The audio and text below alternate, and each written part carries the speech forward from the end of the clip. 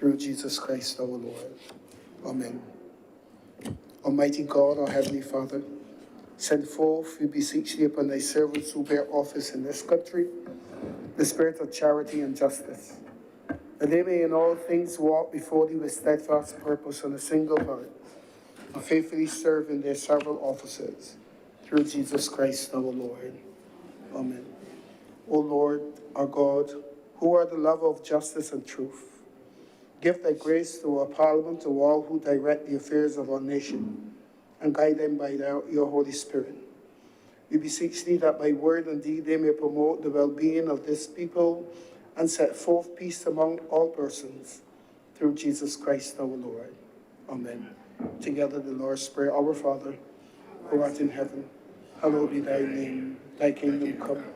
Thy will be done on earth as it is in heaven. Give us this day our daily bread, and forgive us our trespasses, as we forgive them that trespass against us. And lead us not into temptation, but deliver us from evil. For thine is the kingdom, the power, and the glory, forever and ever. Amen. And may the grace of our Lord Jesus Christ and the love of God and the fellowship of the Holy Spirit be with us all now and forever. Amen.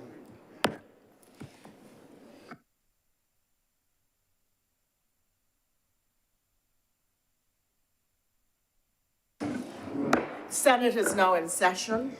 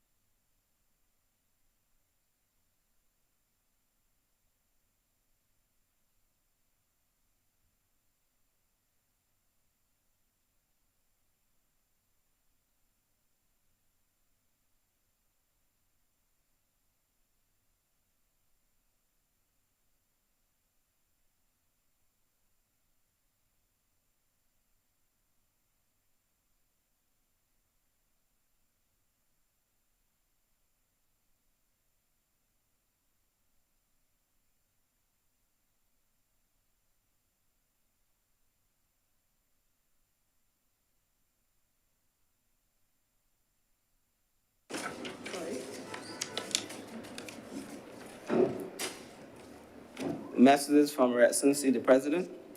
Announcements by Your Honor, the Deputy President. I should like to inform the Honourable Senate that today I have announcements or messages from Senator Monique Tate, who is going to be late, and Senators Chris Maynard and Boyce. Kevin Boyce. The other voice is with us, of their absence.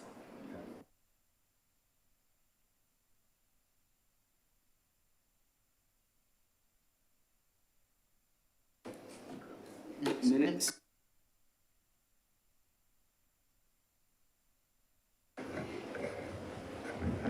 Sorry. Okay, just a minute. Minutes, thank you. Minutes of the meeting held on Wednesday, November 16th, 2023, and Wednesday, February 28th, 2023 are to be confirmed. February 8th, Madam.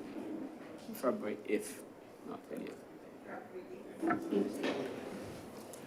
Madam President, Madam Deputy President, I beg to move the confirmation of the minutes held on Wednesday, November 16, 2023, and Wednesday, February 8th.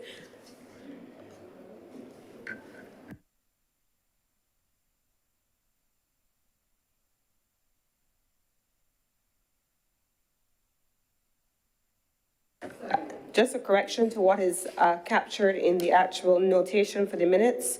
Minutes of the meetings held on Wednesday, November 16th, 2022, and Wednesday, February 8th, 2023.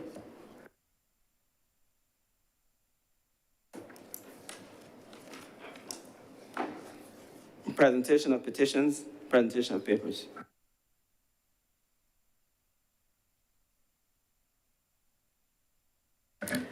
Senator Cummings. Madam Deputy President, I am commanded to lay the following documents: the annual reports and audited financial statements of Hotels and Resorts Limited for the year ended March 31st, 2022, and annual reports of the National Insurance Board Audit of Accounts for the retraining account for the years 2016 through 2020.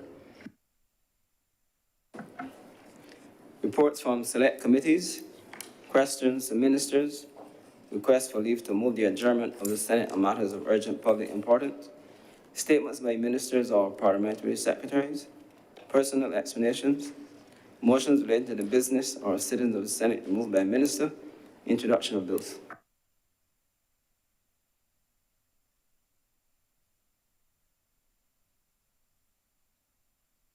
Senator Cummings. Madam Deputy President, I beg to move the introduction of the following bills, to give notice of the following bills. Resolutions, actually. So they're as follows.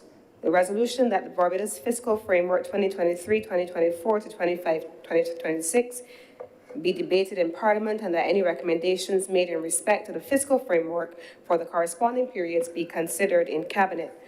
Item number 4, to move the passing of a resolution to approve in accordance with Section 5 of the Land Acquisition Act, Cap 228, the compulsory acquisition by the state of the parcel of land situate at Lot 5A Waterford in the parish of St. Michael in this island for a public purpose, namely the construction of a district hospital. Item number 5, of which I am giving notice also, Madam Deputy President, is the passing of a resolution to approve in accordance with Section 28C of the Land Acquisition Act, Cap 228, the sale of a parcel of land, the property of the state, situate at Lot 13 Lower Estate in the parish of St. Michael in this island to Edstrong Holdings Limited, a company incorporated under the Companies Act, Cap 308.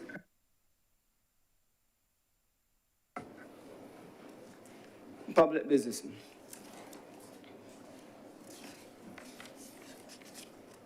Of this, Public business is now the order of the day. Order number 1. In the name of the Honourable Leader of the Senate, to move the second reading of the Value-Added Tax Amendment Bill 2023. Senator Cummings. Thank you very much, Mr. President. This is an extension of an earlier order which was made to amend the value-added tax bill. This bill, Madam Deputy President, is perhaps timely coming in this place, the amendment to this bill, given the fact that earlier this week we saw the signature of the extension of the Prices Compact. This is a part of the measures, Madam Deputy President, that were approved by the government of Barbados for the purpose of addressing issues relating to cost of living.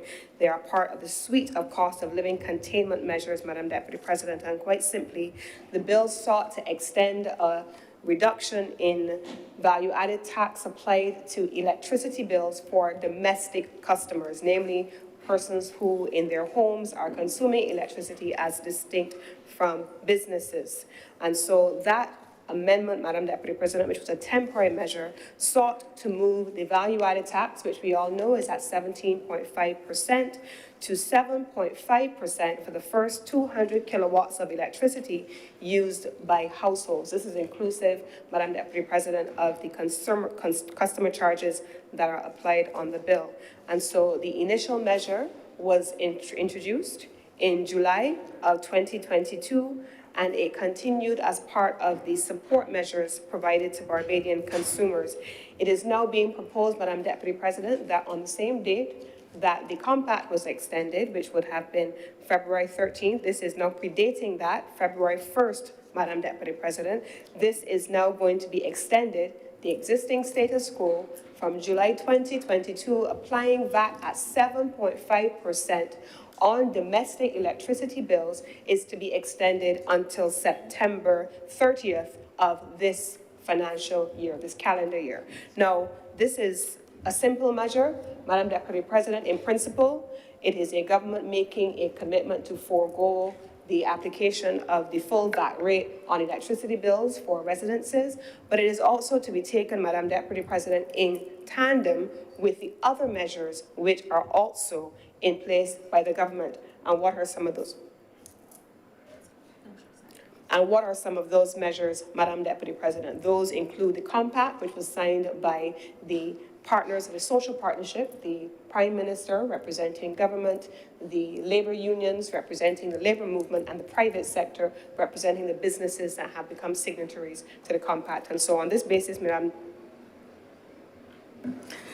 Senator, thank you very much. I ask you to pause so that we can have the entry of His Honor the President.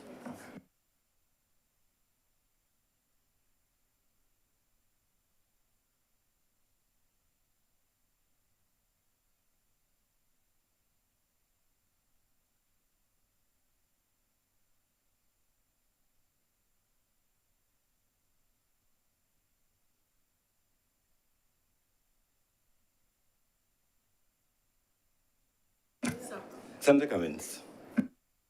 Thank you very much, Mr. President, and you have come just as I'm about to close, because that is the summary of this particular bill, which is before the Honourable Chamber. I don't think that we need to go into any extended debate on why this is important, Madam Deputy President, but perhaps I'll share a few thoughts for a few moments.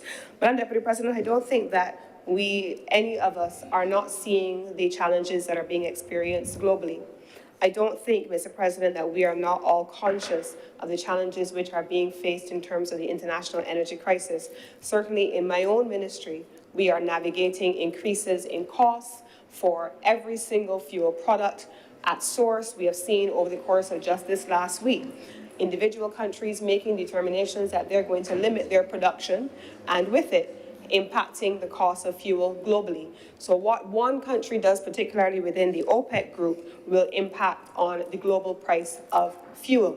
Energy prices, therefore, Mr. President, all across Europe today, every day, in the middle of winter, Madam Deputy President, Mr. President, now sitting in the chair, you have households who are struggling with their utility bills, with their energy bills, who are struggling with their gas bills and their electricity bills because the input costs of fuels have so soared over the last few years, and certainly in particular since the onset of the war in Ukraine.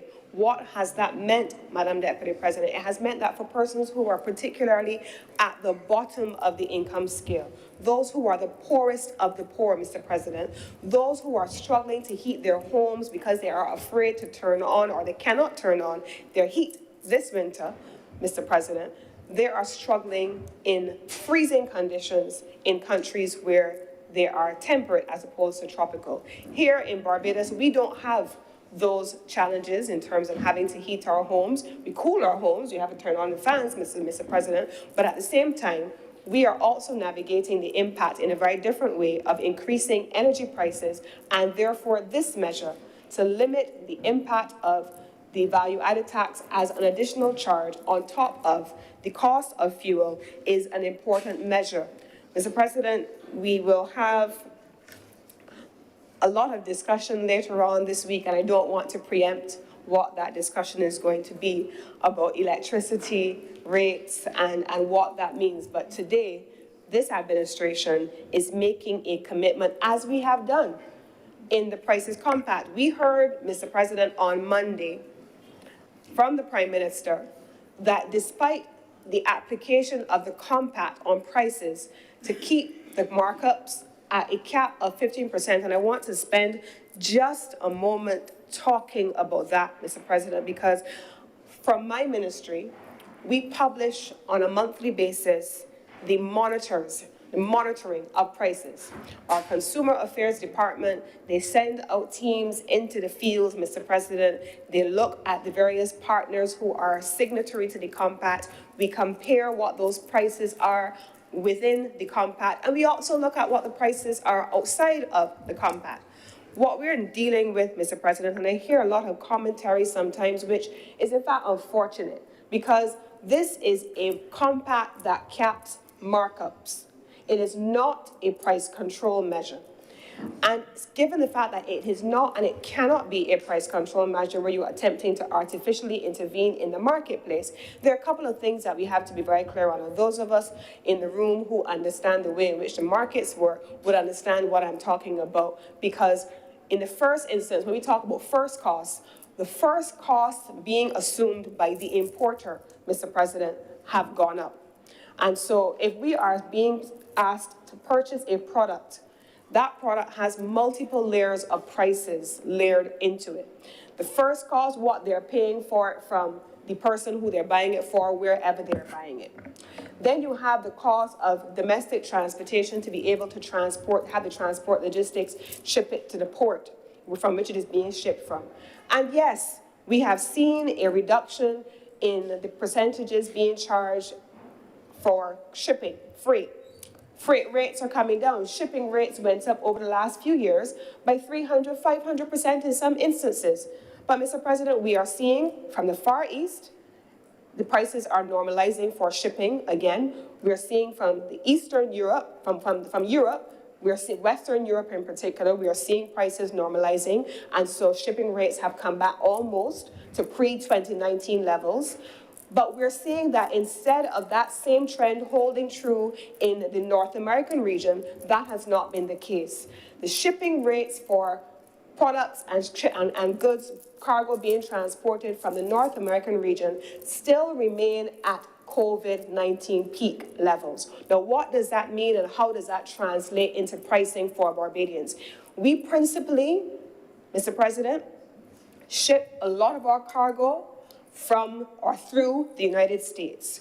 It is offloaded in some instances into the United States and then transshipped down into the Caribbean region, starting in some instances in Jamaica, and then depending on the product, it is transshipped down into the Eastern and the Southern Caribbean on smaller vessels because of the size of our ports. And so, Mr. President, what that means is that if we were to rationalize that the bulk of our imports are coming through U.S. ports, and the costs there are still high for shipping, for transportation, they are perhaps at the highest levels that they have been in the United States' history, simply because the ground transportation sector is still facing massive labor charges. What that means is that there is going to be an impact on that final item when it lands here in Barbados. But what have we done as well? Where we have control of the supply chain, we have attempted to intervene in the market. So we have control, Mr. President, over the application of the value-added tax onto electricity rates to be able to minimize the impact on Barbadian householders, and we've intervened in that space. We have the ability to collaborate with our partners without being heavy-handed to put a cap on the markups that they can apply on top of their pricing to certain items which constitute the basic basket of items that Barbadians are consuming. But we also have the ability to apply a cap also at 2019 levels on shipping rates and the rates that we apply. And so we have seen that the CIF rate has been capped by this administration at 2019 levels. So where we can intervene as an administration in the marketplace, this government has done just that. What we cannot control are the international energy prices. What we cannot control, regretfully, are the first costs. What we cannot control are shipping. If we were to talk about how many products we purchase from places like China, Mr. President, we purchase a significant number of our products, our manufactured goods in particular, from China. But we also know that during COVID-19, during the pandemic, manufacturing in China reduced by 40%. So the production rates out of China as a result of the extended periods of lockdown and closures of their factories reduced global Chinese manufacturing output by 40%. That's almost half. Mr. President. What that has also meant is that that resulted in disruptions in supplies. And scarcity in economic terms will result in increased prices. It also meant, Mr. President, that people then had to find, and importers had to find, alternate markets. What were some of those alternate markets? You found a lot of production then shifting to places like Turkey. But, Mr. President, look at what happened over the course of the last week. We've had a major natural disaster in Turkey, and so the expectation in some instances is that that may have some impact on the supply chain there as well. I think the point, Mr. President, that I am making here by pointing out the correlations between what's happening globally, what's happening in certain countries, what's happening with prices, and how those things are impacting us here in Barbados is simply that where we as a government have control over the measures that are impacting Barbadians, we have given a commitment, and we continue to take that commitment seriously to ease Barbadians. Where there are things which are outside of our control, then we are asking Barbadians to hold strain and to make choices that are in the best interest of each individual household. For example, there may be things that I may like to buy, but I may have to make choices. I may not be able to buy 10 of one thing, I may have to buy 2. I may not be able to make something that may have lasted me a month, I may have to make it last slightly longer and be in moderation, because there are a number of things that we expect, Mr. President, coming down the pipeline. Just late last year, Mr. President, we had a hurricane pass through the Northern Caribbean. That hurricane created disruption in the petroleum product supply here on island. Why was that, Mr. President? It meant that the shipping that came out of places like St. Eustatius and in the Northern Caribbean more generally, but specifically St. Eustatius and the Dominican Republic, that would have been able to get products like our heavy fuel oil and so on into the country, had to be disrupted. What that meant was that we came in some instances perilously close to not having fuel products on island, but we were able to navigate that. But what that ended up causing, Mr. President, was an increase in the cost of shipping. A shipment that ordinarily would have cost the National Petroleum Corporation through the Barbados National Oil Company $1 million cost them $5 million, Mr. President. That is a significant increase in pricing. But we cannot pass those prices on to Barbadian consumers, and so the companies are absorbing those shocks. A hurricane in the north of the Caribbean causes a 500% increase in a single shipment to a single product. But we have to be able to service Barbadians. We also have challenges, Mr. President, in some instances where the inputs for certain products become challenging. Mr. President, we are all watching the road works taking place in the country. And who would imagine that the road works is connected in any way to our energy products? But we have companies on island, Mr. President, that produce asphalt. One of the primary inputs of asphalt is heavy fuel oil. It has to be imported. If there are challenges, and there have been challenges, with the importation of that heavy fuel oil into country, and when there are delays in the importation of that heavy fuel oil into the country, it impacts things as simple and so seemingly as unconnected as our roadworks program, Mr. President. Those are the realities of global supply, and in this instance, in some instances, regional supply chain challenges over which we at times have no control. One of the challenges that we have at times trying to find dirty ships, that's what you call them, dirty ships, to be able to bring heavy fuel oil into the country in order to make sure that we have enough to produce on a daily basis. I think it's 100,000 tons that the company produces of asphalt a day. But they need the heavy fuel oil as the major input, and that principally comes into Barbados from the Dominican Republic. So over the Christmas period, where we were having challenges with getting the road works done, and we were pushing forward to a target, and through the Ministry of Transport and Works, they had an aggressive timeline, many people would not have connected energy challenges or fuel product challenges with the roadworks, but it was a part of the consideration. And you would have seen here, many of you would have seen in November last year, myself, the Minister with responsibility for transport, Senior Minister with responsibility for infrastructure, meeting right here with the officials in Parliament while Senate was in session, because these things are all connected. And we're trying to make sure that we can find solutions that serve the interests of the Barbadian public. And so, Mr. President, with these few words, I want to commend this resolution to have the value-added tax extended for, it's temporarily extended, the reduction of it, that is, at 7.5% on the electricity bills for Barbadian householders over the period of February 1 through to September 2023. I beg to move, therefore, Mr. President, that this bill be read a second time. Thank you very much, Senator Cudley. Senator Drakes.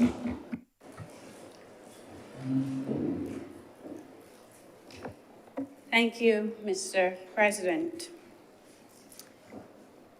I want to just briefly make a contribution on the bill that is before us, Mr. President, because it is part of a very robust and timely conversation that we're having nationally about the cost of living.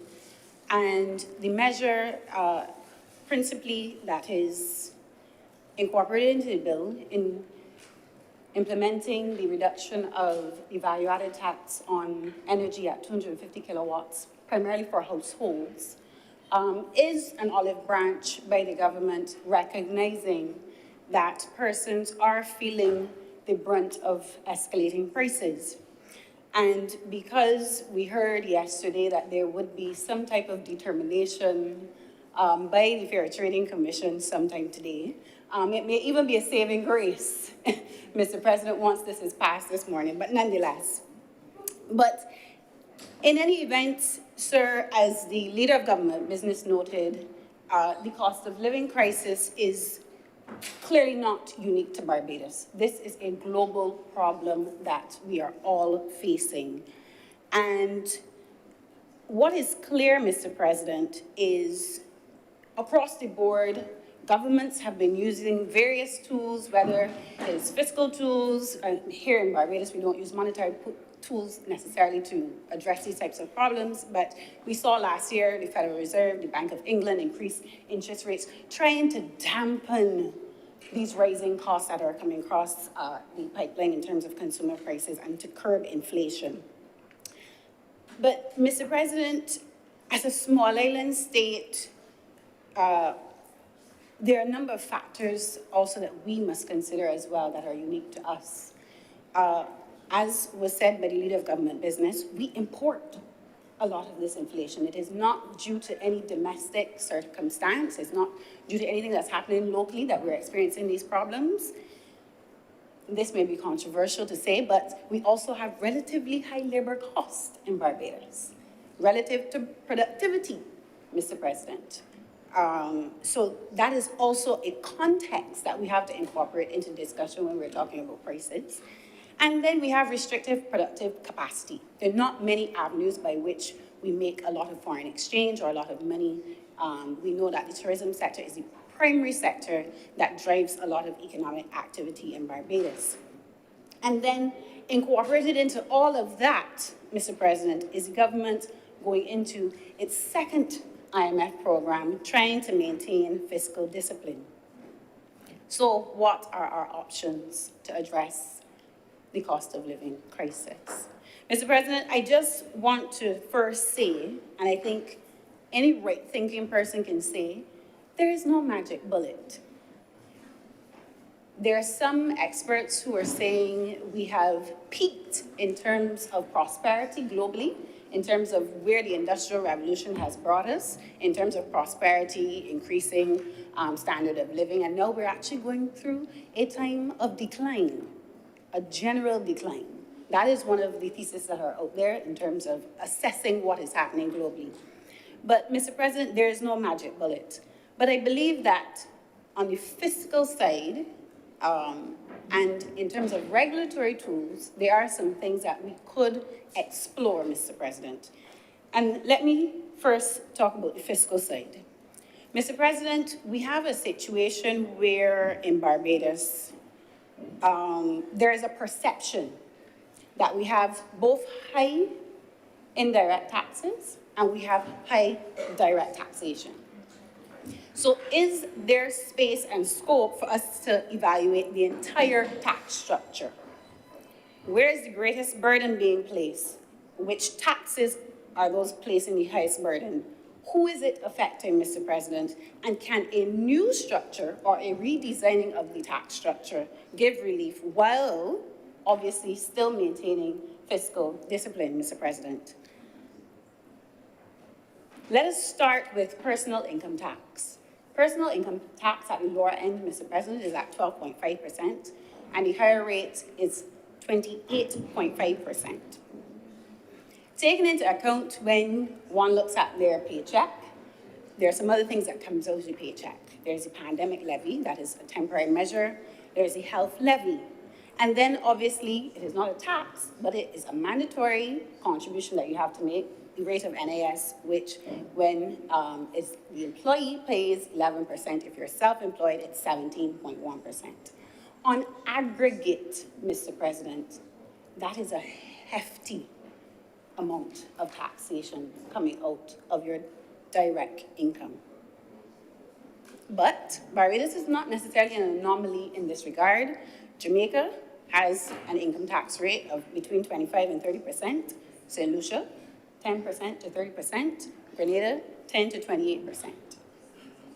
But on the other side of things, Mr. President, you have places like Antigua, Bahamas, and St. Kitts that have zero income tax. Those three countries here in the Caribbean do not pay income tax. So there is scope, Mr. President, for us to redesign the tax structure, or at least explore where the burden is being carried. Mr. President, and if we say we go the route of reducing the amount of direct taxation, then we have to look at what is being applied in terms of indirect taxes and other tax rates. So we know that VAT is at 17.5%, and on mobile services is at 22%. So clearly then, Mr. President, there are areas by which there is changes that can be made for us to somewhat regularize the tax system to bring relief, but still maintaining fiscal discipline. So on top of that, we have things like customs duties, the petroleum tax, the fuel tax, land tax, travel tax, foreign currency tax, across the board. And when all of these are accumulated, it seems as though there's a real sense that on both earnings and on consumption, Barbados is heavily taxed. And given the unique experience that we're having in terms of the cost of living crisis, Mr. President, is there a way by which we redesign the tax structure? By it that we reduce the amount of direct taxation on one end and increase the level of indirect taxes on the other end, or vice versa, Mr. President? Sir, if we say reduce the amount of income tax, and some people would like it to go to zero. A lot of us would like it to go to zero.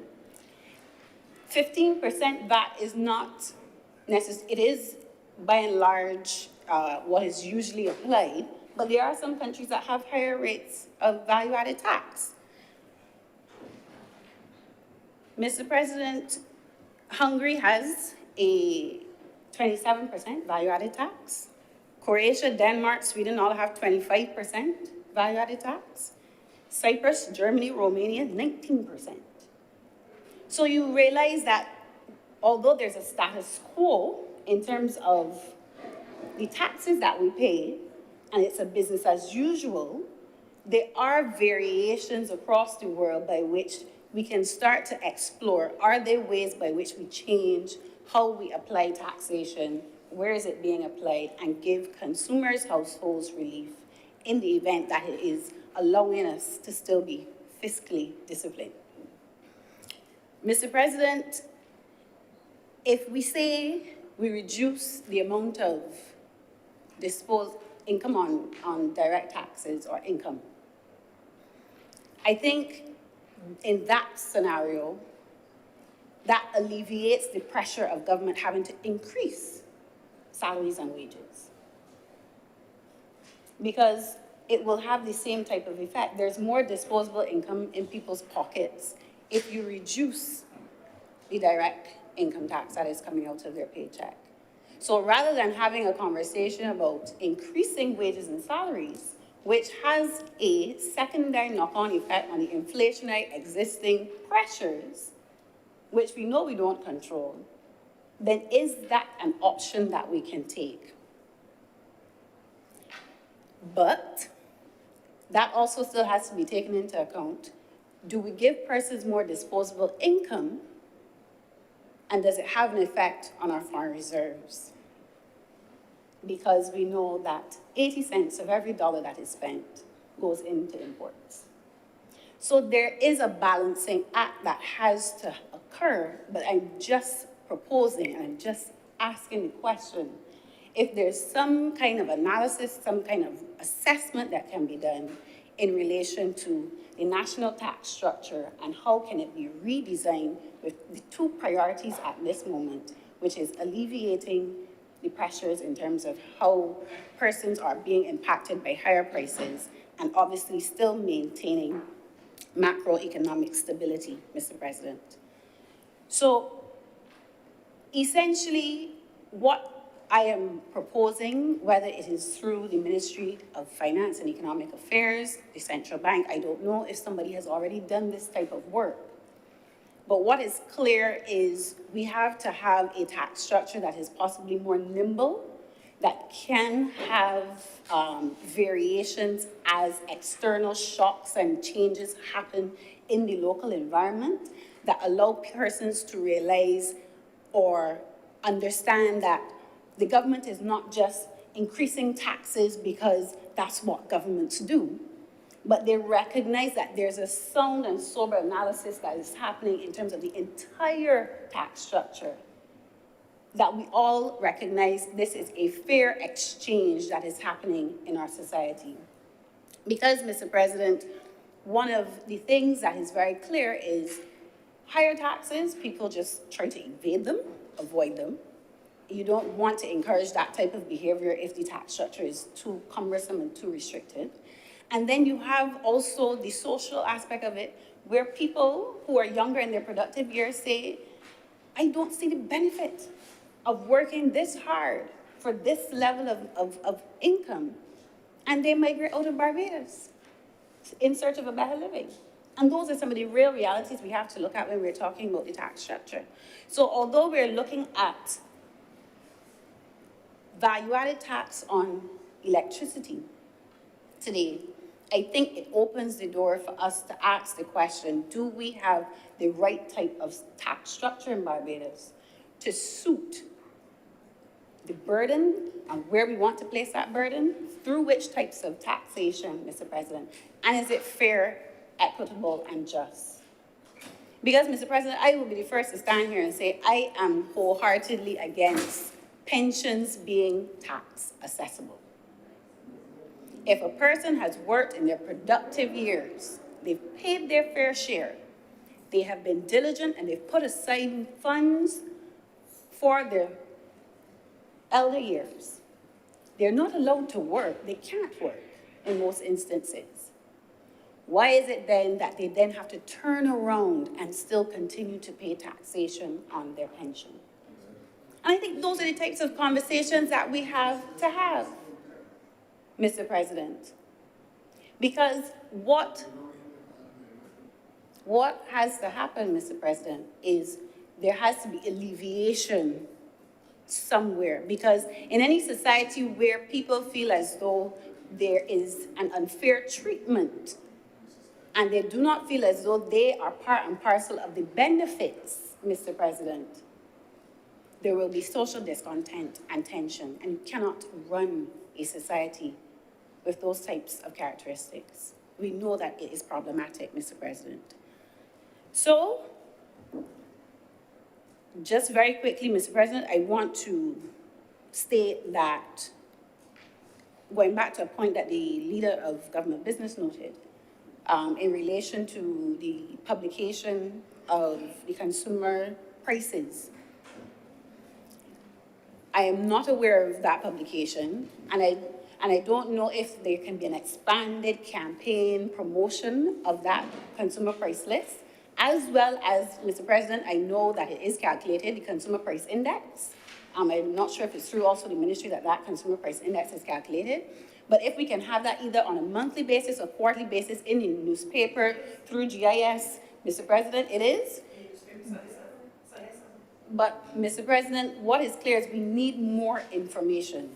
However, if it is now moved from traditional media to social media, some kind of expansion of that campaign, because people also feel as though the social compact has happened and prices have not gone down.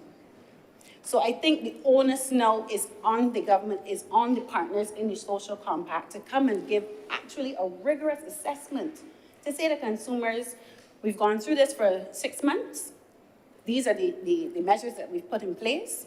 And we estimate that consumers saved $10 million, $20 million. These are just arbitrary numbers that I'm throwing out. But persons have a feeling and a perception that you've given something in one, and you've taken it in another. Because the prices on goods that are deemed necessary have somewhat leveled out or been reduced, but the prices on other things have doubled. Gone up by $5, $7, Mr. President. So it is the onus of those in the compact, and this is not me saying that the compact is not a good thing, because even in France, the Minister of Finance in France has asked for retailers to start selling certain goods at cost to consumers. So the government has a very good initiative in principle, but I think what has to be done now is to come to the public and give the public very clear indications of what those savings are, because there is a bit of a confusion at the moment that it is, smoke and mirrors and it looks good, but people aren't really feeling the effects of the social compact in terms of reduced prices. So, Mr. President, I want to support the bill, and I am hoping that it is not a saving grace, given the pronouncements to come later today, for those who are paying attention to what is happening. But it is an indication that the government is clearly trying to make specific interventions into addressing the cost of living. But as I said, I think it is an opportunity for us to look at the tax structure, redesign it in a way that the burden is really shared across the board. And there's some things that we say as a society, this is the bare minimum by which we will operate in Barbados in terms of social goods and services. Mr. President, I'm obliged to you. Thank you very much, Senator Drakes. The speakers, Senator Cummings, or Senator Dr. Raffit.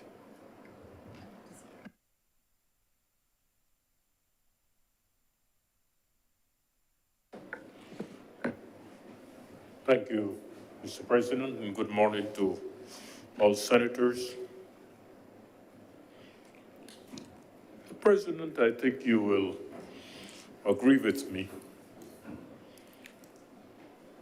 that the period 2019, 2020, 2021 have been challenging times across the world.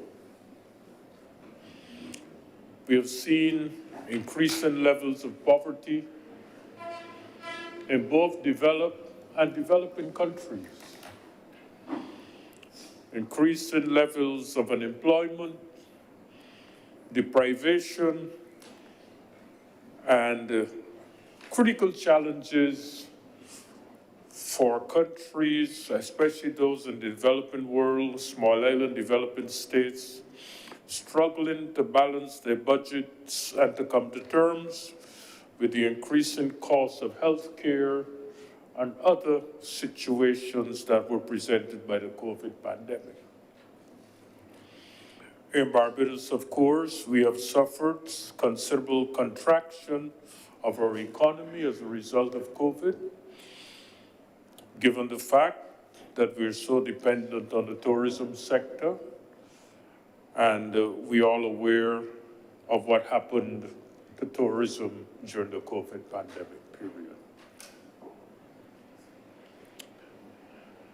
Here in Barbados, we have also seen increasing levels of unemployment and increasing dependence on government financing for those who are less privileged and who were challenged by the pandemic that caused such disruption and dislocation in our economy and our society. The relief that is being proposed, the extension of this reduction, this relief that is being proposed, in my opinion, will help to reduce the stress of the poor. It will help those who are less endowed to continue to support their families and to pay their energy bill. There's no doubt about it, Mr. President, that the cost of energy at the level of the country and at the level of the household is a great necessity in today's world. And while I agree that we should carry out analyses of the impact of this relief on the national budget and on the situation of the poor, I think that while we do that, we must also continue the relief. You know, there's an old saying that while the grass is growing, the horse may be starving. You cannot allow the horse to starve while you're trying to get the grass to grow. And therefore, let us not wait to do all the analyses that need to be done. Let us do the analysis, yes, but let us provide the relief in the meantime. And let us do all that we can to support efforts that bring about better social equity in our country. It is a responsibility, I think, of all of us, and I commend the government for the action they're taking to bring about relief through the extension of the facilities with respect to the VAT on the electricity bills. Thank you, Mr. President. Thank you, Senator Dr. Bradford. Your Honor, Senator Thompson. Thank you very much, Mr. President. I hadn't really planned to speak on this, truth to tell. But as both Senator Cummins and then Senator Dr. Drakes and then Senator Dr. Brathwaite. Future events can't sell a shot.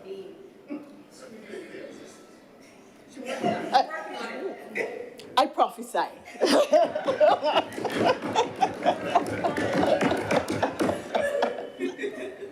It will be, and the church says, amen.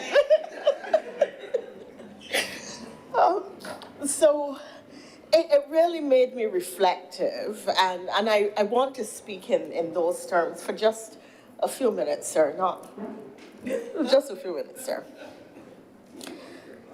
I want to support this measure, and I really want to, and the clocks will stop here. I want to support this measure, and I want to really congratulate the government because over the course of the last couple years, there has been severe pressure felt by nationals, in fact, by people all over the world. There are no two ways about that. And government has, in a situation really where its resources, its revenues were severely constrained by people being unable to pay taxes, by people being unable to meet bills and costs and dues to government, and by the fact that our major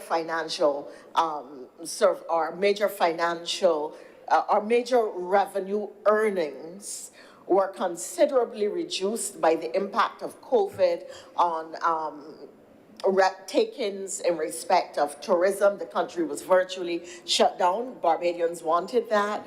And then at the same time, we were having challenges in respect of the financial services sector because of blacklisting, grey listing, threats of adverse listings. People forget that was part of what the government was fighting at the time. So essentially, government was in a fight to maintain a level of revenue to carry its operations. We were in a fight to ensure that the country stayed afloat in the context of a terrible external pressure. And we were in a fight to address the legitimate and sometimes not legitimate needs and demands of a national population. And I will go on to elaborate on why I say that some of the demands were not necessarily legitimate. And the reality is that this is a society where people make very high demands of the government. So I want to first, in making my observations, congratulate the government for what I think has generally been a very good job in trying to juggle these multiple demands and doing so relatively well. Barbados, whether you are a supporter of the government or not, you would have to say that we have come out of what has been a period of extreme global contraction and stricture relatively unscathed, and are again appearing to do well, to bounce back, and to have a high level of social and economic resilience. But the fact that electricity costs are so high, fuel costs, because often the public does not consider that fuel is a driver of every single economic activity. So that if you want cement delivered to your construction site and fuel costs go up, your end product becomes more expensive because the input from the fuel is higher. You want a hamburger, a roti, or some rice and stew. The cost of producing it is higher. The transport from the vendor, the wholesaler, to the retailer, to the person who is cooking for you, and then the cost of actually producing the food is higher, and so on. And so there is a cascading impact across the economy every time fuel prices go up. And people don't see that. They complain about what they pay at the pump without also understanding that a consequential pressure is building up across the economy, across every sector of activity. And this is why government's transition and policy to transition to renewable energy at the national level is of such importance. It means that we are going to be using our own natural resources to reduce our part of the $9 billion per annum that the Caribbean imports in fuel costs. It means that insofar as that then is an input, fuel becomes an input to every single economic activity, that we have better control of what is happening in our economy. We are able to reduce costs and spending. Government will have at its disposal more capital, which it can then invest in other developmental activities, and at the individual level, people will have greater disposable income.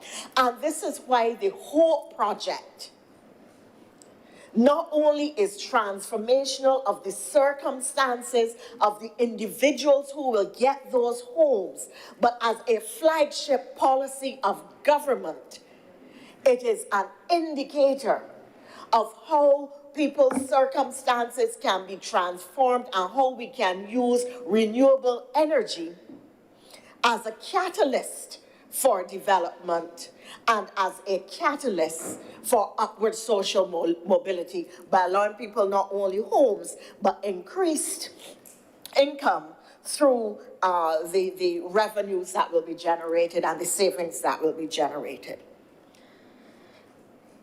But while we complain, and I want to speak about some of the contradictions that I see within Barbados, and this is why I talked about some of the complaints being legitimate and others not being so legitimate. We complain about high electricity costs, and everything that happens, we say, why the government don't do something? That's always the cry. Everything that happens, it doesn't matter that it is an international circumstance and it is affecting every country on the globe, they just don't want to deal with it. Why the government don't do something?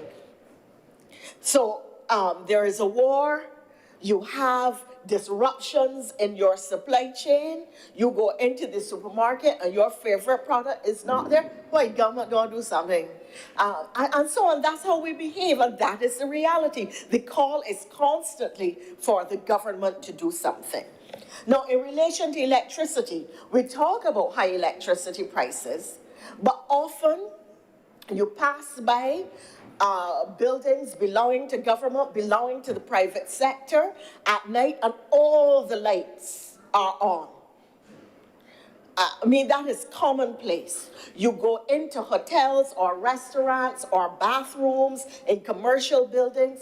We are not using sensors for the water. We are not using motion sensors for electricity. We are not doing anything to control our costs, whether it is in our homes or whether it is in commercial settings. But people are complaining about electricity prices because it is not for them to do what they can, but for government to do something.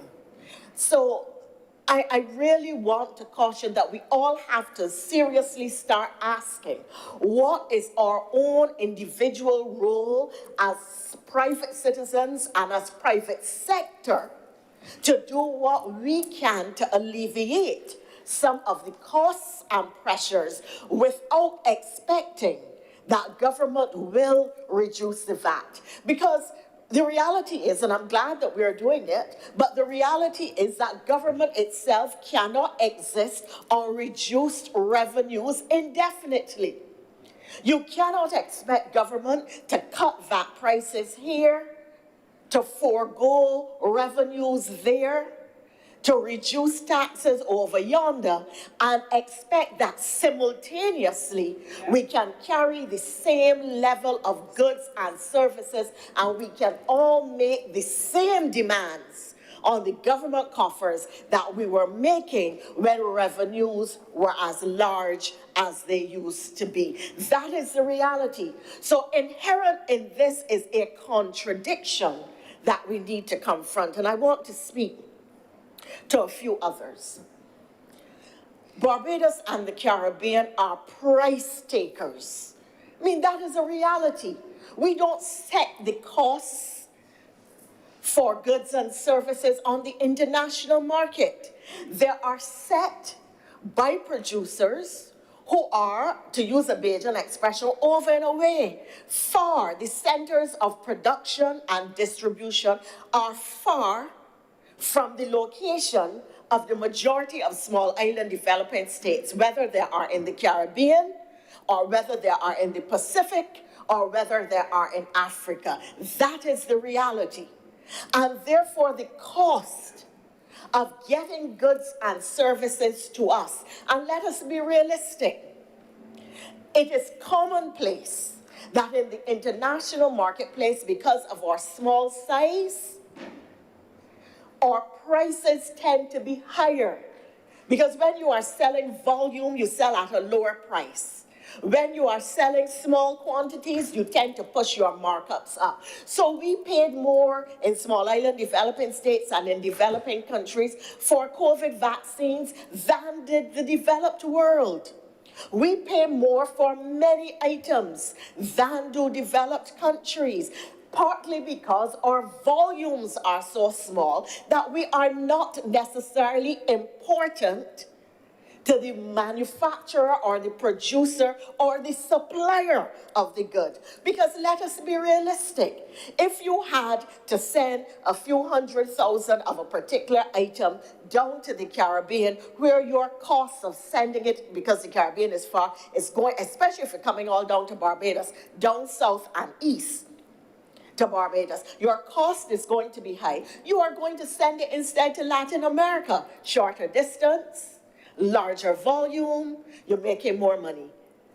And that is how the world works. So that when we start to complain about what government should or should not do, and why things about here are expensive, and so on and so forth, we have to understand what are the market drivers and the realities in which the government and the country and the region are operating. We are price takers, and there is a consequence of that. We have no power in the marketplace. We saw it during COVID, where there was vaccine hoarding, where countries virtually held on to product, and we couldn't get any, no matter what we were prepared to pay for it to protect our citizens at the time. I mean, and again, in this regard, Barbados was lucky. As you know, we were the first country in the Caribbean to be able to get COVID vaccines and to start to protect our population. So the whole issue then of pricing also impacts and has implications for food and nutrition security. We learned last week, if we didn't already know, that Barbados's food import bill is just under $800 million per annum. That is a significant amount of money. And unless we are prepared to start to produce more of our own food, more of our own goods, and address the issue of food and nutrition security, and simultaneously address the question of cost. Grow our food so we can reduce some of the import costs. Grow our food so we can reduce what we pay for it in the supermarket. Unless we are prepared to address that, then we have a challenge. Now, I heard my friend, Senator Dr. Drake, speak to the tax level in Barbados. I mean, yeah, it sounds good. It sounds so natural. Dr. Drake. Dr. Drakes, do not ask what the government going to do.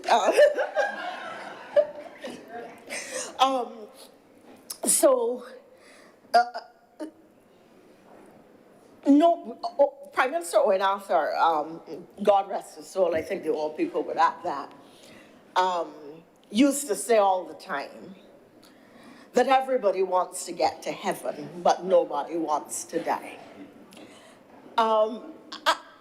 It's an expression that I absolutely love, because while Barbadians want high-quality goods and services, are accustomed to high-quality goods and services, we do not want to pay high taxes. But these things do not fall like manna from heaven. So when you talk about, I want to not pay direct taxes too. But what would be the equitable arrangement, indirect or indirect taxes? What mix? Can we do with direct taxation? These are questions we have to ask. But in the interim, when we point to those countries in the Caribbean that are not paying taxes, let us look and see where some of those countries are on the Human Development Index. Let us look and see what their road network and infrastructure is. Let us look and see what their telecommunications and internet services and distribution across the country are. Let us ask ourselves how many of their citizens have free education from nursery to tertiary. And people can get 2 and 3 degrees, masters and PhDs at the taxpayers' expense. And we want it. Because when government of the last administration sought to change that, the country went crazy. And it is part of the reason why government was changed. Let us understand that reality. In fact, I will share with you, I like an anecdote, but it helps to make things real. A person whom I know who was a candidate for the last, for the Democratic Labour Party, said to me that I know, I pray for them all the time.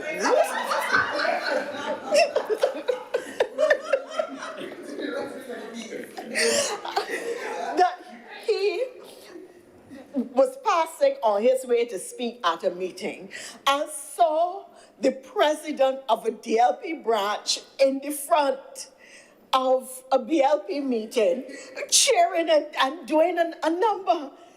He called him on his cell phone as soon as he could get phone, said, use a false name. Lord have mercy, George, what happened? He said, no, I got 3 daughters and they said to give him back free education, you understand? So let us understand that Bajans, they don't want the taxes, but they want the free education.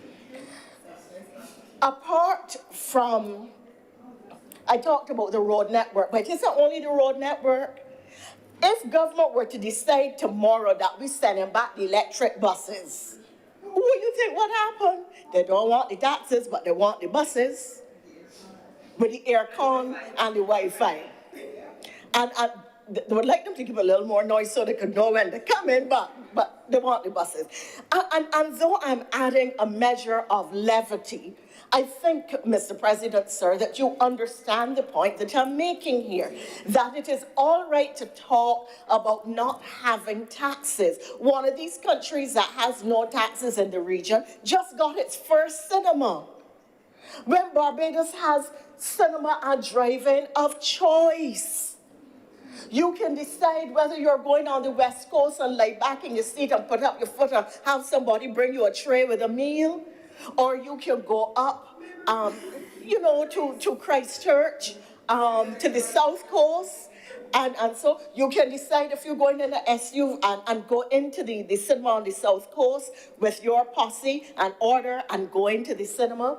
Or you can go in your SUV and park in the back and let the windows fog up in the drive-in, You have choices in Barbados, we have choices. We have choices. No, Mr. President, these are the realities of our culture. These are the realities of our culture. When you go to the cinema, for those of you who go to drive-in, I'm told, sir, I do not know personally. Right, so, she may yet learn. Sir, as I said, I'm using some measure of levity, but the reality is, and that is a real story, that there is a Caribbean island which pays no taxes, which only just got its first cinema. So let us make decisions about what we want as a populace.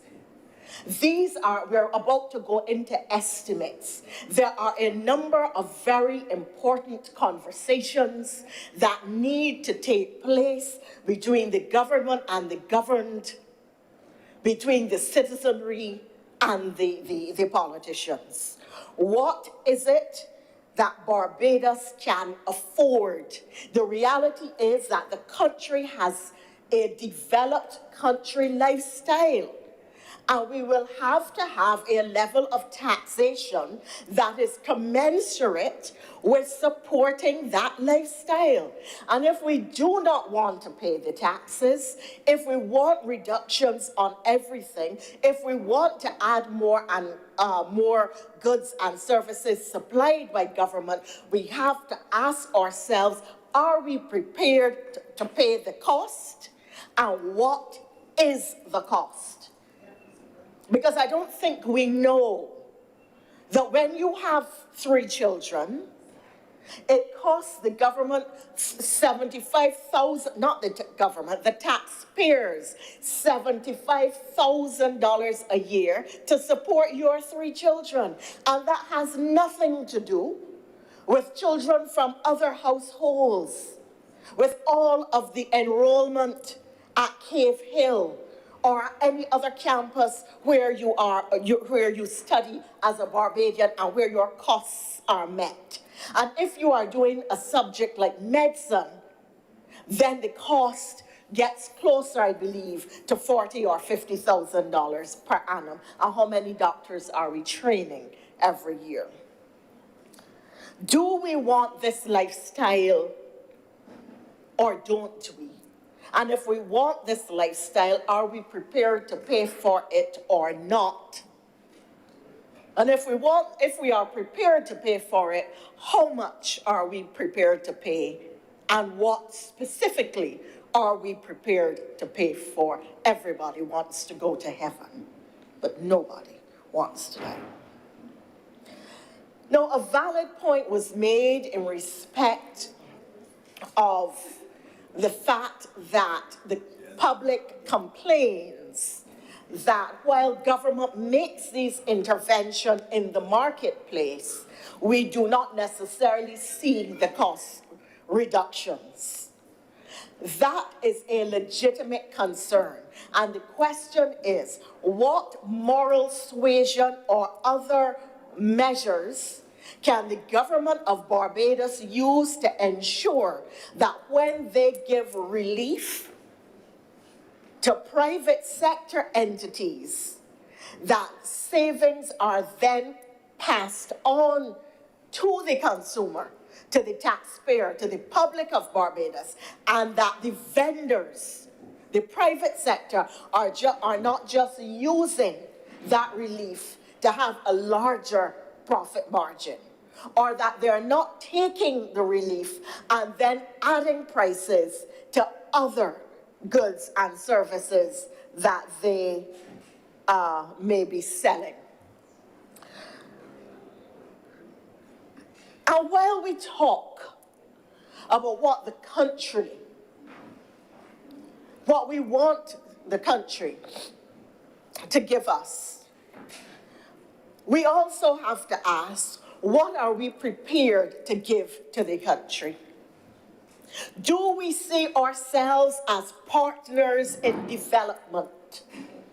Do we believe that we have a responsibility when we are serving the public to serve them with dignity and respect and courtesy and to give them the best? Do we believe that it is our responsibility to work for a whole day, especially when we work for the government, and to work as hard as we possibly can and to solve problems for the country, for the public, for the political directorate? Because the civil service is the arm, the delivery arm of the policymakers. And if there is a disconnect between one arm and the other, then the country is impacted. Then we aren't moving at the pace that we want. So we complain about how things are. But are we playing our part as citizens in ensuring that the country is the best that it can be, because we are performing exceptionally and with excellence every single day?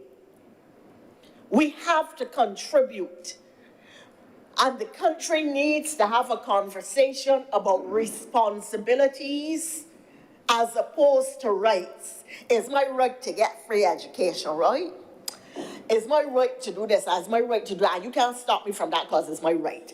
But rarely do we hear conversations in Barbados about, I have the responsibility. I am staying late because I have a responsibility. I am going to give of my best because I have a responsibility.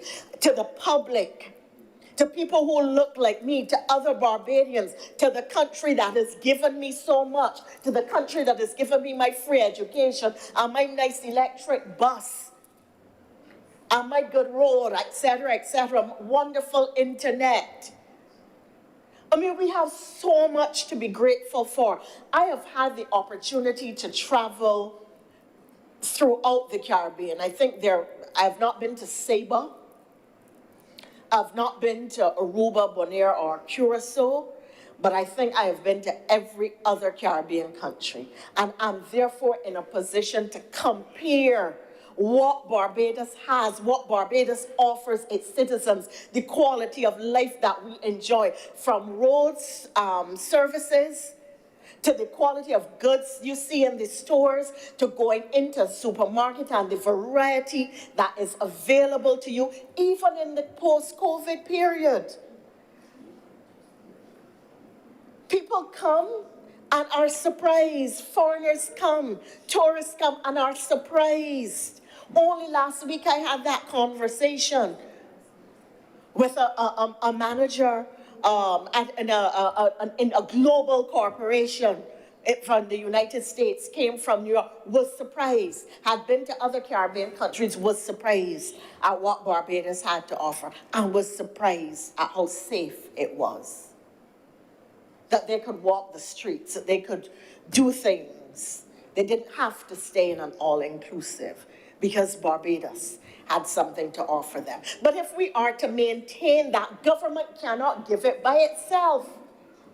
It has to be the contribution of all the citizens. So what do we want to give the country in terms of productivity, in terms of our attitude, in terms of giving our best, in terms of working a full day? And we have to ask the question, how did Japan, Singapore, and South Korea, countries which started off relatively poor at some point, and Singapore certainly started from basically the same position as we did, what were the factors and elements that they used? What were the mechanisms that they used to have the level of development that they now have? What is the difference in attitude and approach between their citizens and ours? Those are the kinds of things that we need to address. And if we want a high-level civil service and a meritocracy, then do we still want to come to our minister and say, you could get a job for me? Because we want the meritocracy. So it means you go and apply and you struggle, and if you are qualified, you get the job, and if you're not qualified, you do not get the job. And legitimately, I'm hearing sort of all say that there are people who want jobs, they want income, but they really do not want work. And people will tell you, I mean, as an MP, people came and said, I'm looking for a job. I tell you the truth, I want a hard work. Or, well, I want to work at X place, Y place, and Z place because Q place that you're offering me really too hard. I about that. And there's a voice note that went around late last year where somebody had been given a job and were complaining that the minister had offered them a job in home health. And their question was, really me to work in home health? That's all they think about me? You know, this is how we are. We do not want, and I'm talking about some of the contradictions. We talk all the time about ministerial intervention, but yet we want ministers to take responsibility for everything. We complain about a lack of efficiency and privatization, but yet we still complain about government and government performance and government inefficiencies. But if you say you want to privatize, that becomes a big no-no. The country has to confront the contradictions which are stopping us from moving forward, which are stopping an honest conversation, and which are stopping honest action.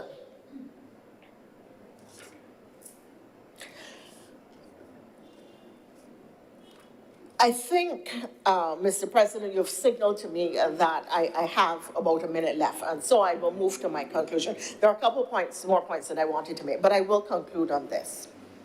As we move towards the estimates, as we stand in this new year, we've gone through COVID. We know we're facing the struggle of climate change. We understand, or we've heard about the implications of correspondent banking for trade and business. We know that we have challenges with trade. We understand that there are difficulties and attacks on the financial services sector. We know that our tourism product is still not where it used to be, even though we are optimistic about where it is going. At the same time, we recognize that it is perhaps a far more vulnerable sector as a foreign exchange earner than we may previously have imagined. As we deal with these difficulties, can we as a country ask ourselves, what am I prepared to give? Not just to make my life the best it can be, but to make Barbados the best it can be, and to treat fellow citizens as if they are, in fact, my brothers and sisters. And what is it that we want to get from the country, and what are we prepared to pay for? What is the role of government as a service provider or as a regulator? What level of taxes or what level of goods and services can a small island state with an aging population, a small number of people working, demanding increased goods and services, and simultaneously demanding reduced taxes, reduced costs, and reduced bills? What can the country reasonably afford to give us as a package of goods and services for every citizen? Education, healthcare, roadworks, etc., etc. What do we privatize and what do we keep under the umbrella of government? What is it going to cost, and what are we prepared to pay for? And I think that this measure today opens up the country to this conversation. I'm glad for the reduction. Like other Barbadians, I will benefit from it, but can government keep carrying these reductions on everything indefinitely? And please bear in mind all of the things from giving people hampers to new benefits, NIS benefits for self-employed persons, to, I can't list them now because I know I'm out of time, sir, but all of the benefits that the government gave to the country when it had no money, when revenues were at a minimum. Let us ask ourselves really, as a country, what is it we want? What can we afford? And as individuals, what are we prepared to give back, and what are we prepared to pay to get what we want? I'm much obliged to you, Mr. President. Thank you very much, Your Honor, Senator Thompson. And the speakers, Senator Cummins.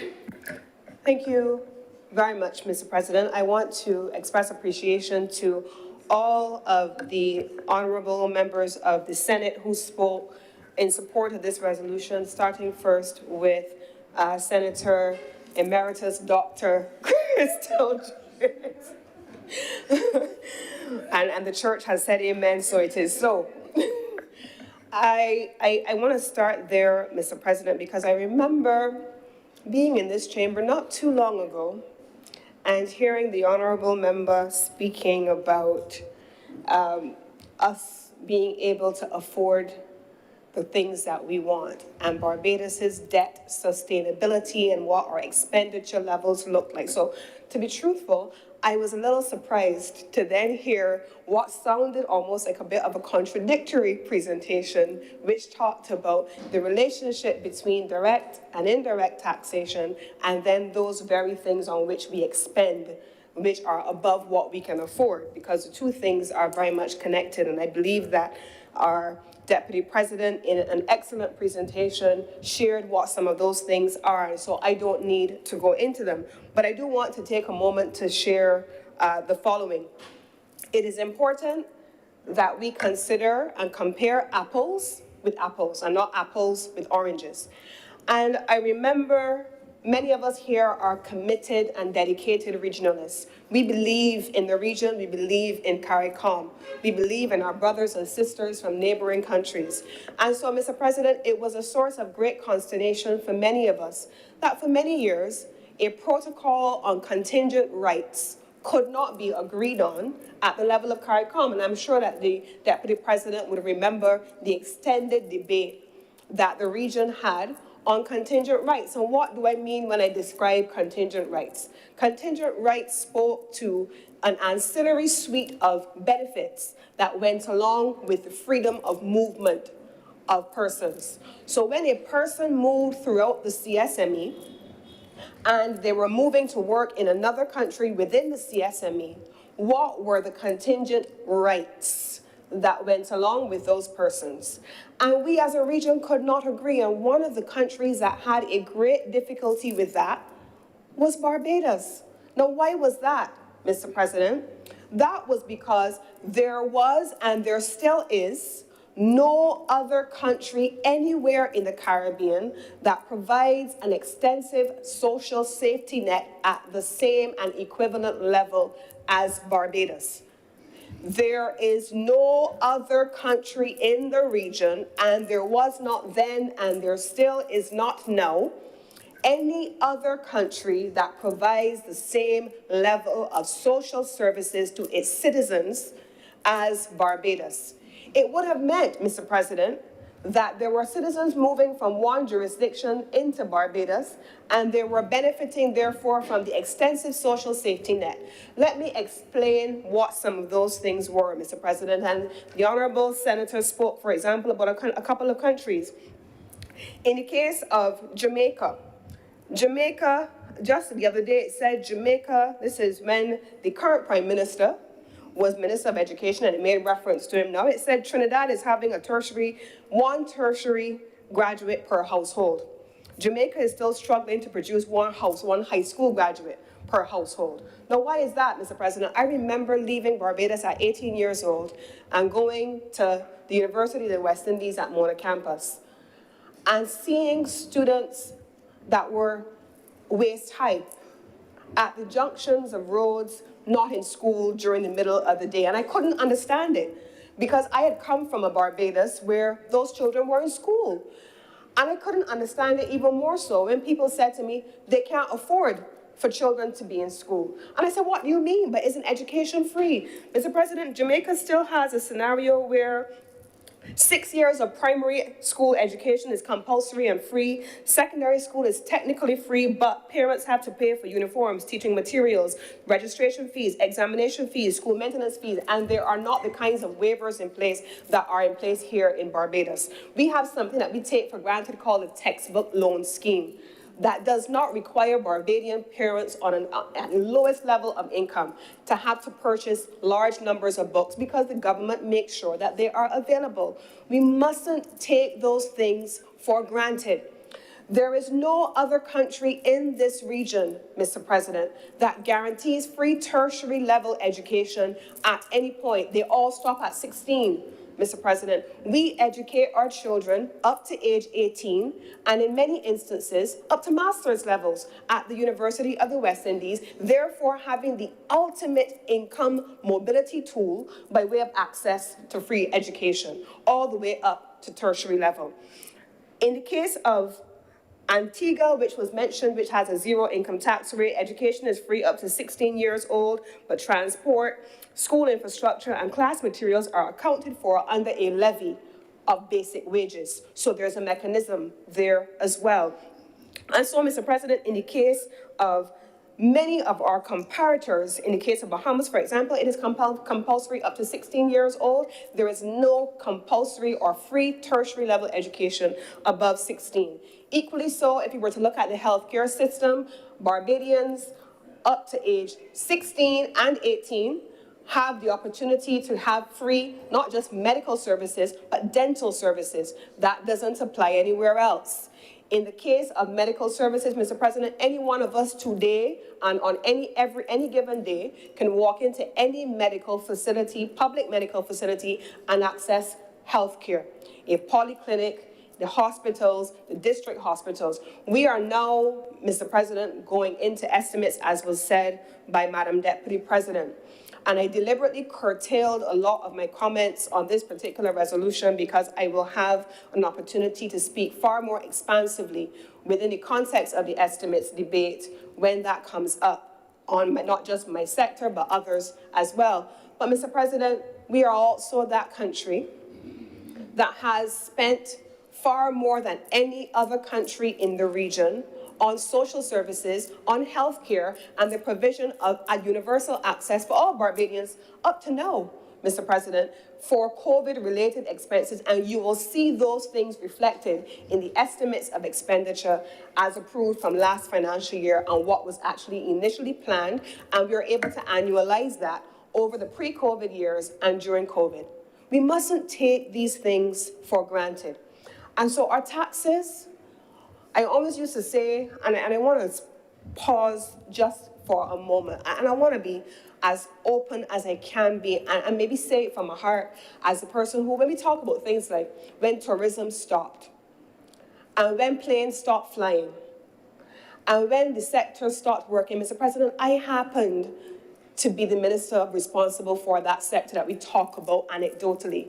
There are things that I probably can't even begin to explain yet. And I remember at one point saying to my team, I think when this is all done, we're going to need some counseling. The things that we saw and went through. There are so many things that we still can't even speak about. When that sector that we call tourism stopped functioning, I sat in that chair. I know what it was like to deal with the fury of Barbadians who on the one hand wanted to work and to eat, but they wanted the country to close. I know what it was like, Mr. President, to have to deal with the fury of a public that on the one hand wanted tourists to be able to come so that their family members who worked in hotels and worked downstream of the tourism sector had a basic income, but simultaneously hated the idea of us paying compensation to those people who were stuck as a result of a crisis in the lab for 14 days. I know personally better than most what it was like to live through that. I know what it was like to have workers who could not get their severance payments and have to spend, in some instances, I want to recognize the National Insurance Scheme, because there were people who came in Saturday and Sunday to make sure that people were able to get their benefits. I know what it was like, Mr. President, to sit in that chair and to live the contradictions of this country every single day. I dealt with more personal attacks in the last 2.5 years than I probably dealt with in my entire lifetime. Because tourism stopped. And many people couldn't blame this esoteric thing that was out there called COVID. It was somebody's fault, and so it had to be mine. I know what that felt like, Mr. President. My family knows what it felt like. So it was not a light thing. And so when tourism started to recover and people started to come back, I also know, Mr. President, what it was like for people to be happy with the idea of working again and having an income again, but feeling as though these tourists are bringing back in COVID. And so there were times where we actually attacked the people who we were happy to welcome back. I know what it's like to get a call on a Saturday of visitors being accosted in the car park of a supermarket. When they're bringing COVID, but hey, when they're making people sick. So we wanted the income, we wanted the country to work again, but we didn't want the things that would make that happen. And that, Mr. President, is exactly what Madam Deputy President was speaking about in a much broader sense in everything that we do.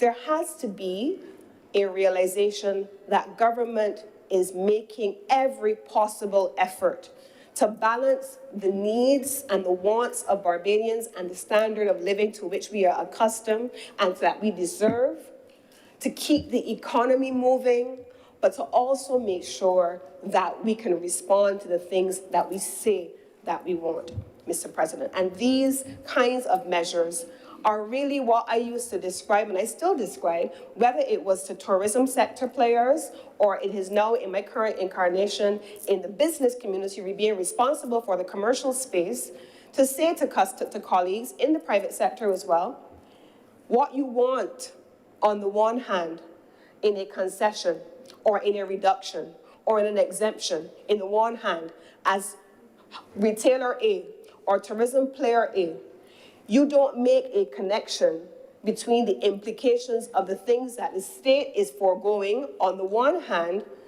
and what you are expecting and demanding on the other hand as citizen B. You still want your roads fixed. We still want to ensure that we can say proudly again that Barbados is that nation that provides tertiary level education. We still want to be able to say that our children, whether they are from a rich family or poor family, every Barbadian is able to have their ambitions for an education met. We still want to be able to say that our garbage is being collected on time. We still want to be able to have a world-class functioning Queen Elizabeth Hospital and all the investment that is required there for that to be so. Those things, Mr. President, because a government does not trade. A government does not do business. A government earns revenue from taxes. And taxes, Mr. President, must be compared apples with apples. And there is no other country in the world, with all its contradictions, with all of the things that we do that aren't perhaps as great as we would want them to be. I would not want to be a citizen of any other country in the world than this little Barbados. I am so proud of my country. The things that we are able to do, Mr. President, with limited resources and under pressure. When we, Mr. President, introduced the pandemic levy, which is one of the things that was raised by Senator Drake, the United Kingdom subsequently introduced what they call the windfall tax. When we talk about income taxes, below a certain rate level of income, Mr. President, we have a reverse tax credit. For others, we have a compensatory income credit. In other instances, we don't pay taxes at all. But we are here to support, in particular, those who are at the middle and the higher earning levels. Those are the categories that I know want to be able to say our taxes, we are able to see where they go. But, Mr. President, I want to make this point here. Many of us say, especially in the middle income groups, we say, well, I go to my private doctor when I go to the doctor. I don't need to use the polyclinics, so it doesn't benefit me. Many of us say, I don't care about electric buses because I drive my car. Many people say, I can send my child overseas to university if I want, so it doesn't affect me. But you know what, Mr. President? We live in a society. We just don't live in our homes. And there is a connection between what the government does in terms of an expansive, safe social safety net and our ability to be safe in our homes. Our ability to be able to walk the streets without fear, because when people don't have the basics that we take for granted at times, then we become targets. It is in everybody's interest, in every income group, to ensure that every Barbadian feels empowered, that every Barbadian feels as though they have a stake in the game, and that they have a place at the table.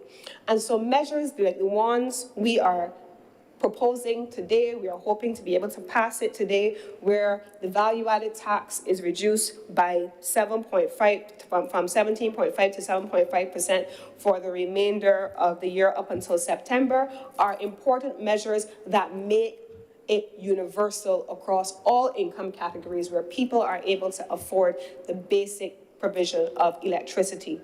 But we want to also help people to understand that many of the challenges that go into the costs associated with what we do are not domestic. They're not generated by the government of Barbados, but they are being mitigated where we can by the government of Barbados. Finally, Mr. President, on the question of the compact and the offsetting of the prices, I just want to be clear that on a monthly basis in the Sunday Sun, the ministry that I have responsibility for, the Director of Consumer Affairs and Commerce, they publish, and usually in a full-page ad, the prices of the compact on a monthly basis. We do take a report to the Cabinet of Barbados where we assess prices. I want to recognize that we have been able over the last month as well to bring the University of the West Indies students in on their Give Back program, and they have been actively working along with the Ministry of Commerce to be able to look at what is happening with prices. And we have also undertaken, Mr. President, to assess prices not just within the compact and with signatories to the compact, but outside of the compact. And it is on that basis, Mr. President, that the Prime Minister on Monday was able to say that we are seeing the netting out of price savings to consumers by increases in other areas, and she specifically mentioned vegetables. What we have seen, Mr. President, is a 25–26% on average increase in the cost of vegetables. But, Mr. President, we also heard from Madam Deputy President about scale. Small production results oftentimes in increased prices. If your production is smaller and your volumes are smaller, then it's going to result in prices. We also saw, Mr. President, increases in the prices of products related to cleaning, items like bleach and so on. But here's what I also want to flag, Mr. President. Yesterday, I had a really great meeting with the representatives from the Healthy Caribbean Coalition and the Association for Childhood Obesity. And they were speaking about the things that we choose to eat in the supermarket.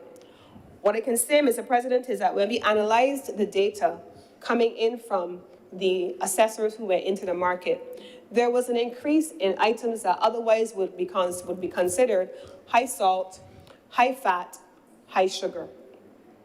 And so, again, the appeal here is also for us to make healthier choices.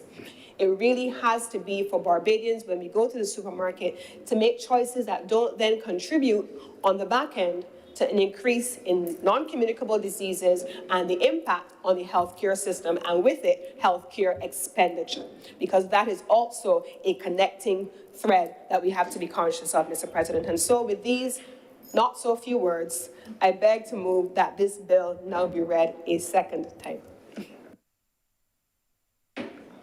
The question is that this bill be read a second time. Honourable senators in favour, please say aye. Aye. Those against, please say no. The things the ayes have it. Senator Cummins.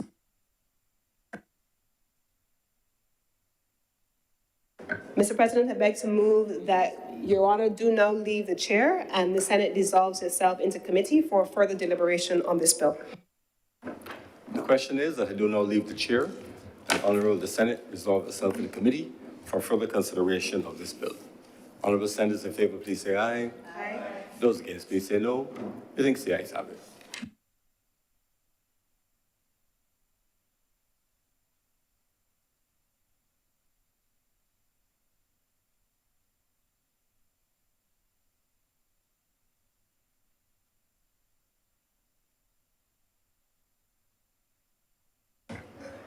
The Senate is now in committee. Clause 1. Madam Chairman, I beg to move that Clause 1 stand part. The question is that Clause 1 do now stand part. Will all honourable senators in favour please say aye? Aye. Those against, please say no. The ayes have it. Clause 2. Madam Chairman, I beg to move that Clause 2 do now stand part. Question is that Clause 2 do now stand part. All honourable senators in favour kindly say aye. Aye. Those against, please say no. The ayes have it. Report. Madam Chairman, I beg to move that you do now report to His Honour the President the passing of one bill in committee. The question is that I do now report to His Honour the President the passing of one bill in committee. All honourable senators in favour, please say aye. Aye. Those against, please say no. The ayes have it.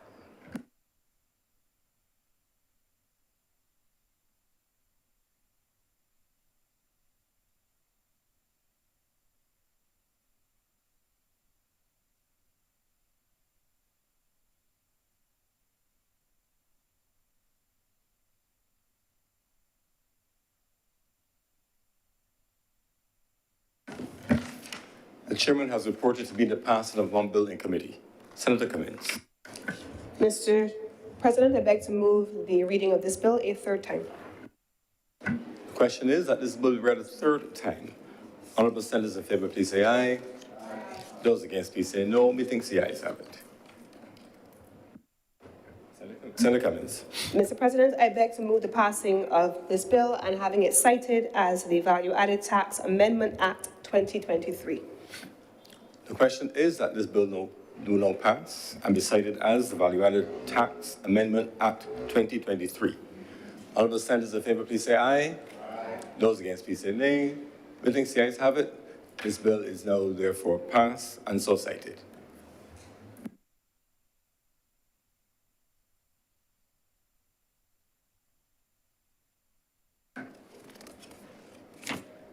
Order number 2, sir. In the name of the Honourable Leader of the Senate, to move the second reading of the Minor Offences Amendment Bill 2023. Senator Cummins. Mr. President, this is a minor bill, but not quite so minor. It has generated a considerable amount of debate in the public space, and perhaps it is there that I would wish to start with what this bill is not. Mr. President, this is not a bill to prohibit kite flying. Mr. President, this is not a bill to stop people from flying kites. Mr. President, the third thing this bill is not a bill to stop people from flying kites. It is not either a bill, Mr. President, to stop children from going into any public space and enjoying an age-old pastime, which is kite flying. Mr. President, it is also not a bill to stop people from flying kites with bulls. Everybody knows what a bull is. We grew up in this Barbados. It is not a bill, Mr. President, to stop people from flying kites with bulls. What it is, Mr. President, it is a measure to ensure that we do everything we do in consideration of others. And that, Mr. President, is not a legislative function, but we grew up with the golden rule which said, do unto others as you would have them do unto you. Mr. President, I could sleep through a storm. Nothing stops me from sleeping. I am an insomniac, yes, but that's probably because I drink too much coffee or tea. But usually at night, I can sleep. Mr. President, when my daughter was born almost 24 years ago, I remember my grandmother and others saying to me, don't create a quiet space when the child is going to sleep because you must train children to sleep through anything, especially when sometimes they're out on the road. But Mr. President, we don't live just for ourselves. We live among communities. And there are some of us that like to say things like Barbados is not just an economy, but it is a society. And if it is a society, then that means it is also a community. And that means that we must translate that beyond cliched terms into meaningful actions on each of our parts. What does it mean when we say we are a community and a society? It means we live in consideration of those who live around us. We also, Mr. President, are as fascinated by the idea of kite flying around Easter. I grew up with either buying a kite. My mother used to work at St. George Secondary, and there was a watchman there named Tyrone that I grew up, and every single year Tyrone made sure I had a kite. It was a pretty, pretty kite. I would fly that kite on the pasture of St. George Secondary when my mother was at work if I was out from school. That is what I grew up doing, Mr. President. I remember having an uncle who used to compete every year in a competition at the garrison to see who flew the biggest kite. And it was a spectacle to be able to see. I grew up with that, Mr. President, like all of us. This is not to stop any of that. I grew up seeing people along the road with the kite set up and all the pretty colors and people stopping and choosing which one they want for their children. And the children saying, mommy, mommy, mommy, daddy, daddy, daddy, I want that one. I grew up with a bat kite as well. We know what's a bat kite. You buy it in the supermarket, it's plastic, and you put in the sticks, and you go and you have the cord already attached to it. I know what that is, Mr. President. This is not a bill to stop any of that, and it is unfortunate that there are some who have perpetuated a false narrative about what this bill is not. What this bill is, Mr. President, is a measure to ensure that those who live in our society, in our community, who can't sleep through anything, who are dealing with illnesses, the elderly, those people who struggle with all kinds of challenges and need to be able to have a night's rest, not to have to deal after the hours of 7 p.m. in the night with the sound of a bull overhead their houses. We've also known, Mr. President, growing up in this Barbados, what it is like to hear the sound of a bull buzzing all through the night. And because I can sleep through it, Mr. President, doesn't mean that I can impose that on someone else. It doesn't mean that everyone else has to live by the things that I am comfortable doing, Mr. President. It means that in a different household, somebody else may have a different consideration. Mr. President, can I tell you? I hate smoke. We've had multiple conversations around people cleaning up around their houses and burning smoke because they want their house to be looking clean. They want to rake up the dry leaves and they put them to burn. But Mr. President, we don't know who lives next door to us who's asthmatic. We don't know who lives downwind of us who has a respiratory challenge. I know, Mr. President, what it was like to be unbothered by that for the most part, even though I hate smoke. Especially when you just wash your fresh curtains and you put out your curtains and it stinks of smoke and you can't get it out, you got to start all over again. That's an inconvenience, yes. But I also know what it is for my mother to have surgery on her lungs and come home with a respiratory challenge and have to deal with somebody else's smoke from nearby. So what we're talking about here, Mr. President, is not about kites. It is about community. It is about consideration. It is about regard and respect for others.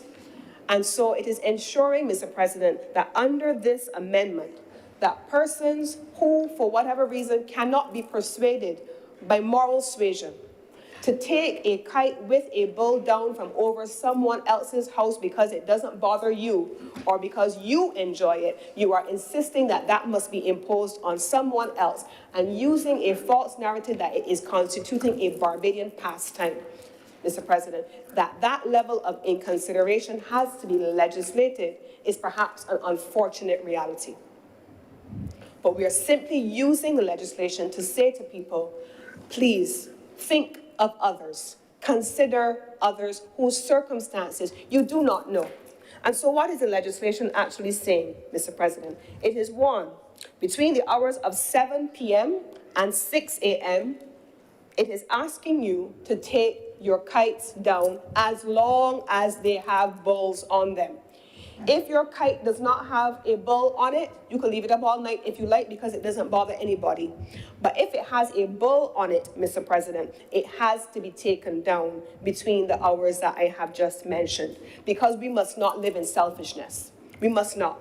We must not think that everything is about what we want and what is convenient for us or what we like, because it affects other people in the society that we talk about.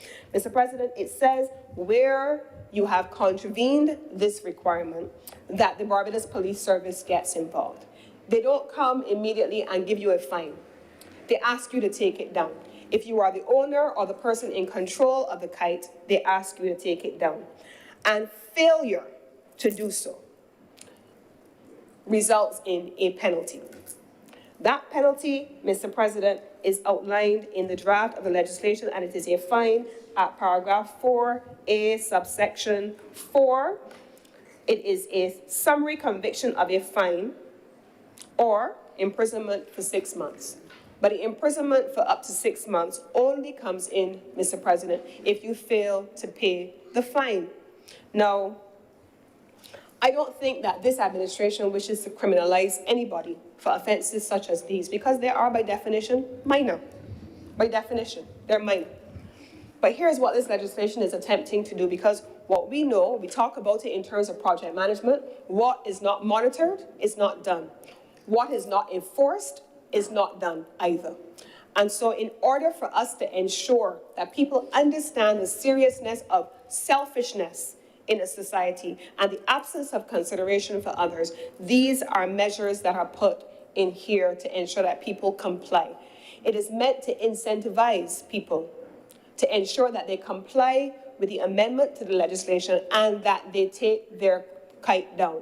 If, Mr. President, the government were to come with a piece of legislation that says, take down your kite when night come, that's what we want you to do, and did not have penalties for failure to do so, then there'd be no incentive. People would do as they would continue to do what they're doing now, because there are no consequences. And Mr. President, many of us in here are parents, we have nieces, we have nephews, we have children who are in our care, and we know that without the fear of consequences, sometimes it is difficult to get a child or those in our care to do what is being required of them.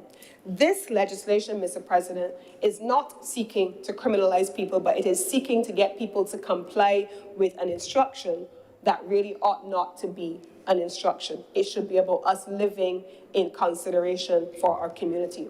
But since in many instances, Mr. President, as you would see throughout other sections of this original legislation, minor offenses, they have to be legislated because sometimes what we think is normal or what we think should be natural isn't always so. And so legislation comes in to account for those circumstances.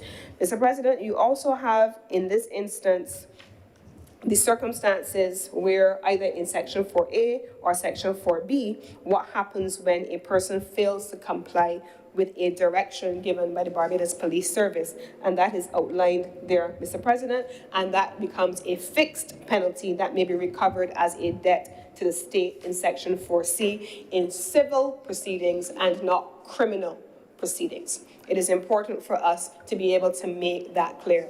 Section 4C is very, very clear when it says in civil proceedings before a magistrate and not criminal.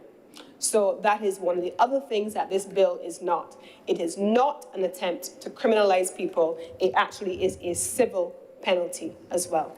So, Mr. President, I know that there will be other things that I will have to say, but I'm going to keep those things for the closing because I expect that they will come up during the course of the discussion. But I want, in closing, to repeat where I started. This bill is not a measure to stop people from flying kites. This bill is not a measure to stop people from flying kites with bulls. This bill is not a measure to stop people from engaging in the age-old Barbadian pastime of kite flying. This bill is not a measure to put people out of business or out of work who manufacture and produce kites. It is not an attack on our children. It is instead a measure to ensure that persons can sleep during the nighttime hours without having the disruption between 7 p.m.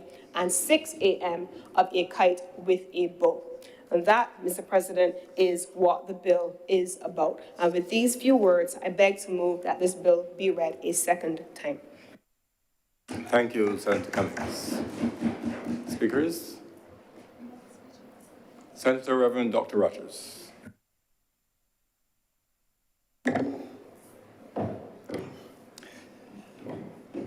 Thank you very much, Mr. President. Good day, everyone. I wish to say a few words on this bill before us, this amendment before us, as I think it is timely. It seeks to prevent the flying of kites during a particular period of time in the night, I believe from 7 p.m. to 6 a.m. Well, time of the day, 7 p.m. to 6 a.m. And these would be kites that we know here in Barbados to have. You use the modern term bulls. We used to say voos when I was growing up. They had voos on them, you know, you put a voo on your kite. Yeah. Yes, I'm from St. John, sir. We used to put voos on our kites. But the bill is more far-reaching than it appears to be at the surface because it seeks to deal with a number of things that I believe speak more to our society than simply to flying kites with noise. There are social aspects to this amendment that confront us. Why do we have to legislate this? Why do we have to formulate legislation to tell people not to fly kites at night because they're annoyance to people? Or why do we have to stand here reflecting on this? Because we have a society where people do not recognize that they are each other's keeper, and what they're doing may have an effect on others, a negative effect on others. But it also gives us the opportunity to speak to something that we do not often speak to in this region, and I do not believe many people in the world. This is noise pollution. Noise pollution. So I'll just deal with those three areas briefly. Why do we have to legislate the prevention of tying out a kite at night? You know, we grew up in the Barbados, most of us, well, I believe all of us, where I believe that such a problem would have been a simple discussion in the village. A simple talk to someone, and everything would have been settled. But now we seem to have a society that lacks that kind of discipline, lacks that kind of respect for the other, and what our actions are doing to the other. One may recall one of our calypsos this year, poor Rudifus had to leave his neighborhood because people were riding through with motorbikes and keeping noise outside. And then when he moved to what he thought was a quieter place, apparently there was a church bell affecting him. I can assure you, sir, it's not St. George's church bell. People actually appreciate the bell at St. George because it helps them to keep time. I don't know what type of bell Rudifus was hearing, but that caused a problem for him as well, sir. And so it really comes down to this lack of respect for the other and this lack of discipline that has entered in our society, where it seems as though even the elders who in the village setting or even in the household would have been able to say, you know, don't do that. Cannot even say that anymore. It doesn't have any impact. It speaks to a society where people, and though it's a minority, it's significant enough a minority for us to have to come in here to do this. Because one person could be affecting a neighborhood of thousands of people and do not seem to care about what his or her actions may be doing to those people.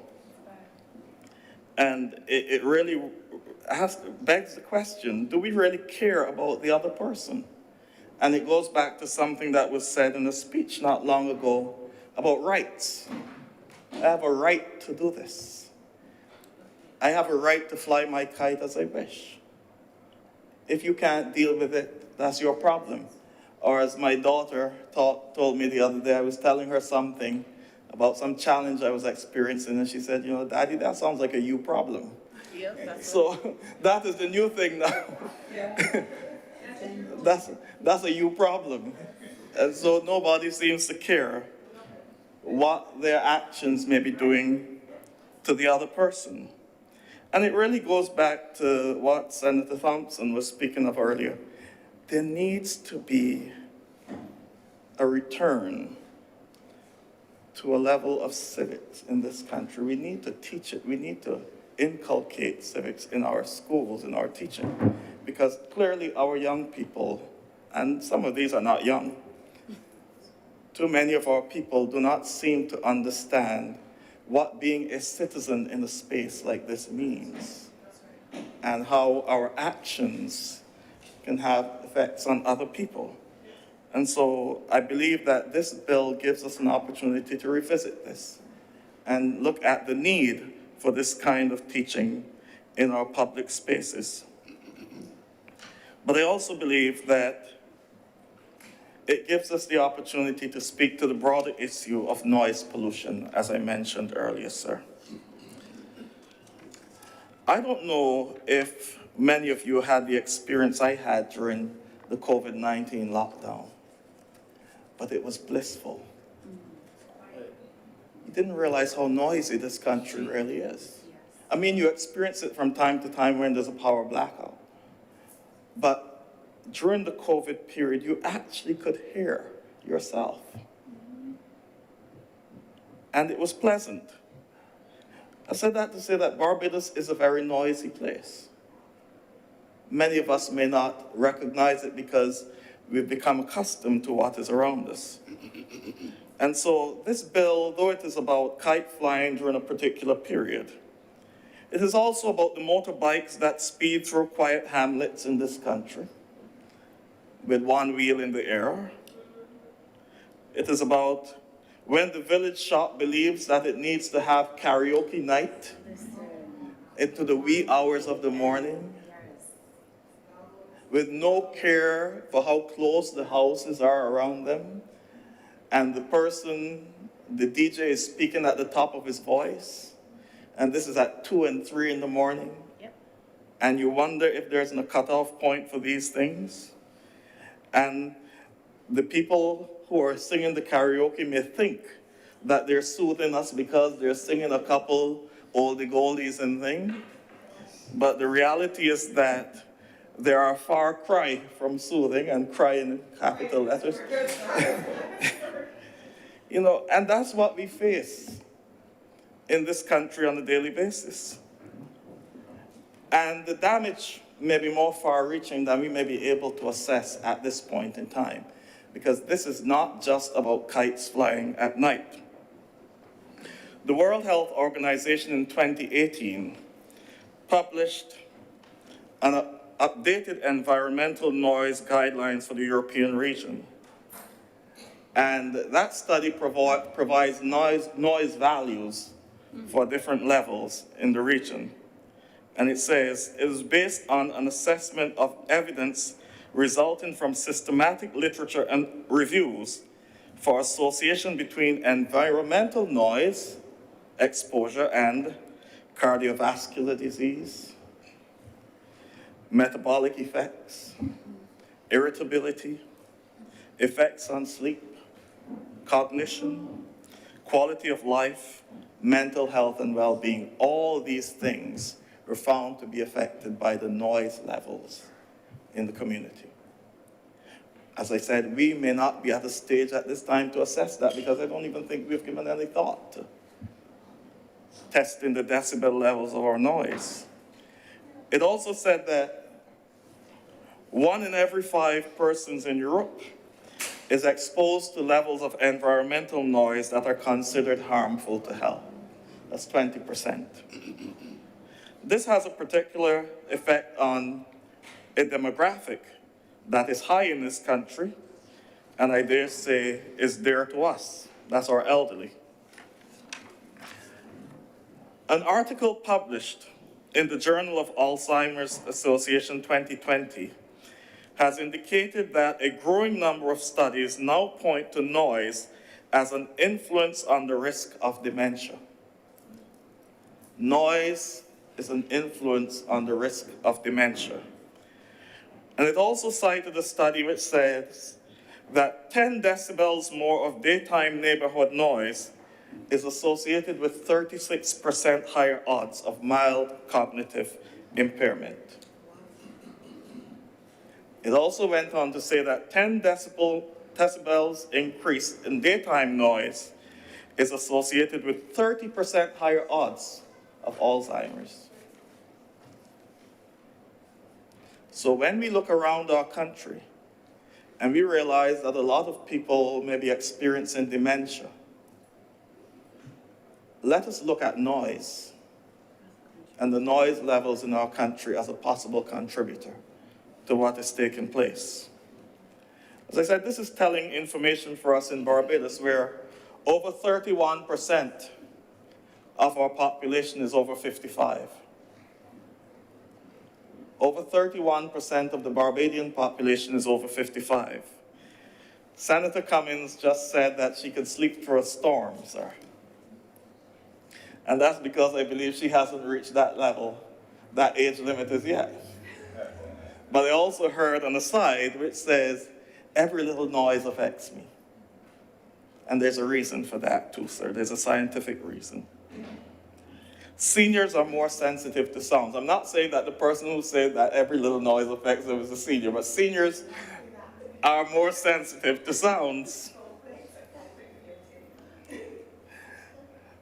But being sensitive to sound doesn't mean you hear better.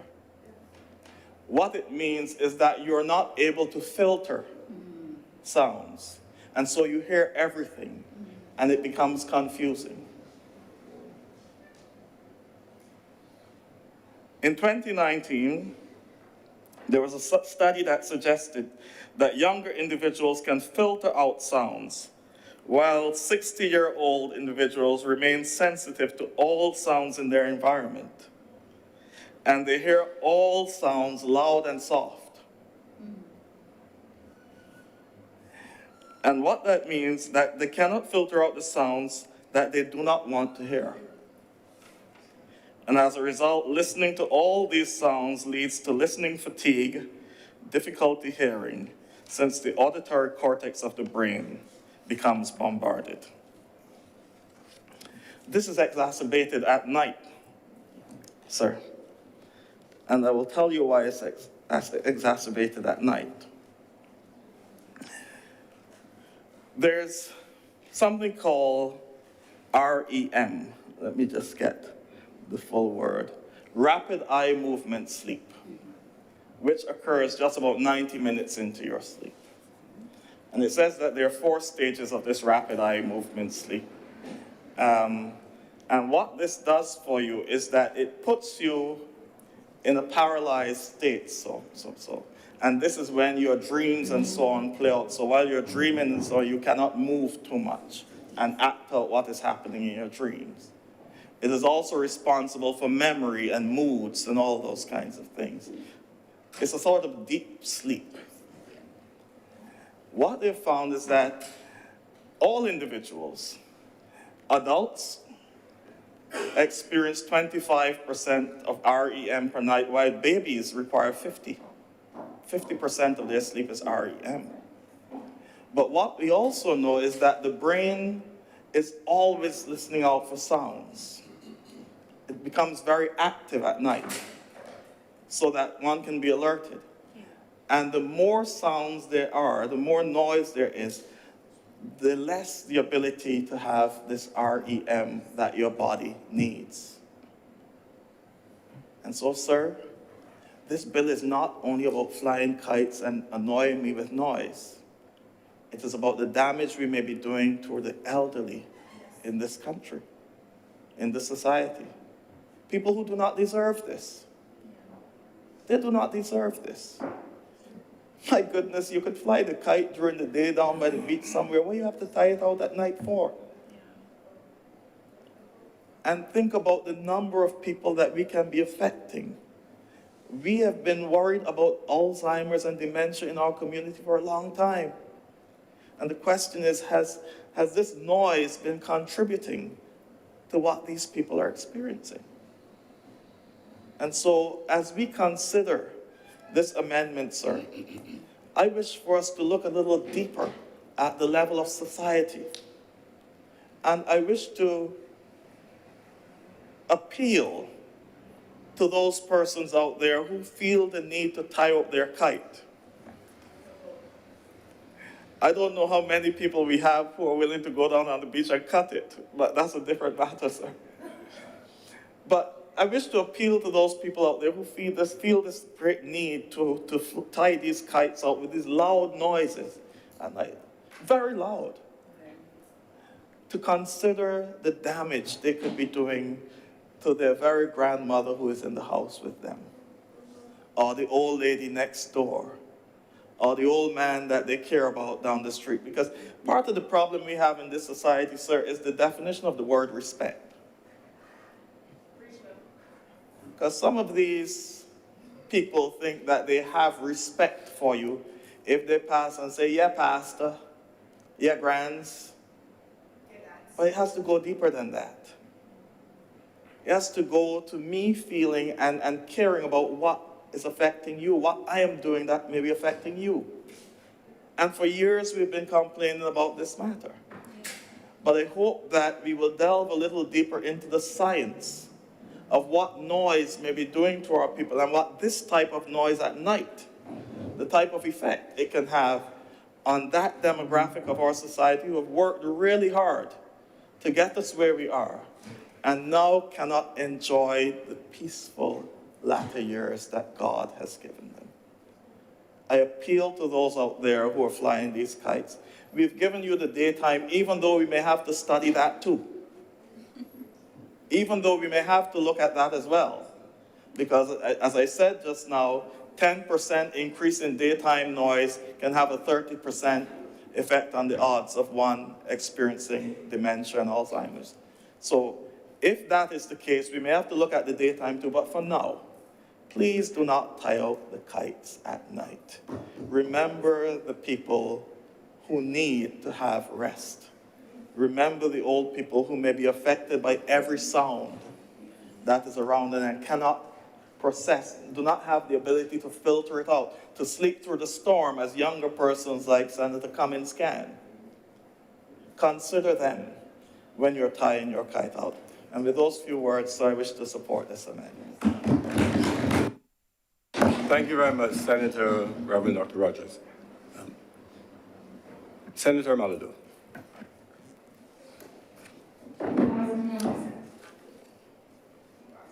Okay. Thank you, Mr. President. Perhaps my hearing wasn't so well. Thank you. As I stand, I have a number of notes here to speak to you about. The truth is that Senator Cummins, I'll endorse everything that you have said in the introduction of this bill. Senator Rogers, Reverend Rogers, I'd like to endorse everything that he's also said. But I would like to just perhaps start where he almost left off, which is to say that I would even be in support of this bill going further. And let me say why. We have restricted kites with bulls, and as Senator Cummins has at pains to tell us, we're not talking about restricting kite flying. We all like it. We all grew up in it. I too grew up in it. And I do remember my back kite as well. It was never as good as the kite with the tails and my snaking loops and stuff that I could do from time to time. But the challenge I have with this, and just to expand on this point, is the simple physics of these kites with bulls is this. The kite flies downwind of the person flying it. Often you're using 200, 300, 400, even sometimes as much as I'm told as 900 meters of string downwind. The kite looks beautiful, it's snaking in the sky, but the person flying the kite cannot hear the bull. And if they can hear it, they're hearing about 10% of it. And that troubles me. It troubles me not just between 7 p.m. and 6 a.m., because people have a right to peaceful enjoyment, whether they be at school trying to study, sitting at their home and relaxing, not sleeping, but relaxing, reading a book when they have to have this kite over their head all the time with a bull. Or they're in their hospital bed trying to recover, sir. So it's not just annoying for some people from 7 p.m. to 6 a.m. It is annoying all the time. And the person flying the kite and the enjoyment of the kite, well, I remember flying the kite, was the tug on the string and seeing it and getting it to snake and doing all these things. But you can't hear it. It's downwind of you, 500 meters, 900 meters over somebody else's head. So I think we could have gone further. But for now, let us see how this works. Two other quick points. While I do appreciate, Mr. President, that it has been said that this is a minor offense, I want it to be clear that the consequence of the minor offense can be significant, though. It is a minor offense, but the consequence can be significant. As Senator Rogers has pointed out, I did not know these things. The long-term effect that this noise could have. And where I guess I will end is that overall, as we are all saying here, you know, your right to do something at some point in time can't impose upon my rights. And I think there was a U.S. Supreme Court justice, he's often quoted, Oliver Wendell Holmes, and I'll just pick up my notes so I don't get it wrong, is reported that how he described this, Mr. President, was this way. He said, your right to swing your arms ends just where the other man's nose begins. And your right to fly a kite with a bull, sir, ends over my roof. If you're going to make noise over my roof, your right to fly a kite with a bull ends there. So I will endorse everything that Senator Rogers has said. I endorse and I support this bill. And I am also willing to go further should the necessity be there. With those few words, I'm obliged to you, sir. Thank you very much, Senator Malalu. Senator, Her Honor, Senator Thompson. Mr. President, I have promised the Honourable Leader of Government Business that I will make my shortest speech ever. So and it is easy to do because really the Honourable Senator Dr. Rogers made my speech, but there are just a few more observations which I would wish to add. I want to thank him for all of the elements that he raised, and I wanted to make the point that I think government needs to consider the enactment of noise and environmental pollution legislation in its entirety, because noise pollution is but one component of environmental pollution, and there are many elements to it. And I want to touch briefly on some of those. Time me, sir, time me. Shortest speech ever. It does relate to safety, health and wellness, general well-being, various demographics, and the social and other needs for time and space and rest, given or multiple interests on what we do at various ages. And Senator Malalu made the point about studying and watching television and other activities which are also interrupted. Now, I don't think that we should attempt to kill the culture, though Senator Malalu's points are well made about people not, the flyer not hearing the bull. I myself enjoyed kite flying immensely when I was younger, so I haven't flown a kite in years, but perhaps I should do so again. Anyway, to get back to the points that I wanted to make, often it is not just a single kite, but multiple kites that are out in the same location because it's a group of friends who will all put out their kites. And they stake them out, often long distances from where they live. And this is one of the important points that I want to make in respect of this legislation, that it is going to require the cooperation of the public to identify the kite owners, because it really, if a kite is staked out far from where you live, the chance of the police or those looking to find the owner are going to be relatively slim. And in Barbados, we complain about crime, we say the police must do something, and government needs to do something about it, but we ourselves never come forward and give information, say what we know, say what we have seen, say what we've heard, or point the finger, metaphorically, at the person whom we know to be liable or responsible. So if we want to address this problem, government has done its part by bringing legislation onto the statute books, or is in the process. It will be completed, the process, the formalities will be completed shortly. But we do need the cooperation of the public if the legislation is going to work, if it's going to have some bite.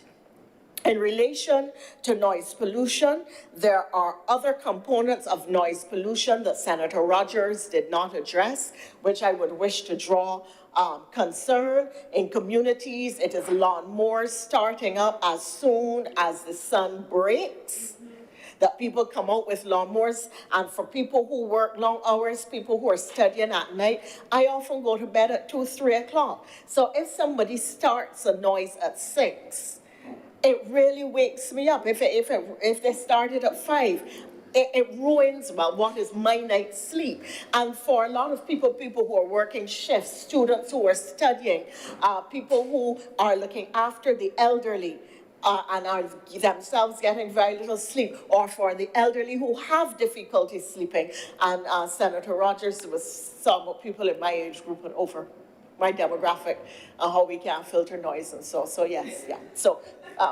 we have issues, sir, and it becomes a problem. So that is, that noise made from legitimate domestic sources, because cutting your lawn is a necessity and it's a legitimate domestic source of noise. Another area of noise that causes a tremendous problem within communities is the noise of heavy-duty equipment. People who are using, whether they're digging up areas to start construction, whether it is people with mechanic shops and body workshops who have drills and I don't know what planers, I don't know what you would call them, sorry?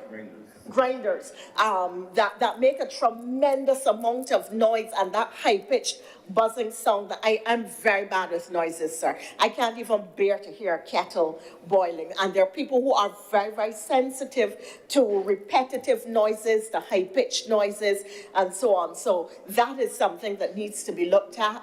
Then there is the question, if you're talking about environmental, comprehensive environmental legislation, it's as Senator Cummings said, those people who are burning garbage, burning stuff, as they say, burning debris and cuttings from their lawn, burning old newspapers, just burning because they seem to have nothing else to do, because there are people who burn things all the time. Every day they got a little something and they put it up, and then they're standing there with the hose, or they put it in a can and they go inside and they leave it burning. So all of this is part of the culture, but part of what creates a high level of nuisance and health risks for others. In relation to smoke pollution, you have vehicles, particularly public service vehicles that you see, and have construction equipment vehicles belching black smoke in a society where people have rhinotracheal problems, bronchial problems, where asthma and related illnesses are a major problem. So that too needs to be addressed and properly covered, and not just covered and but properly policed. The final area to which I think some attention needs to be paid if you're doing legislation is the operation of business places and the degree of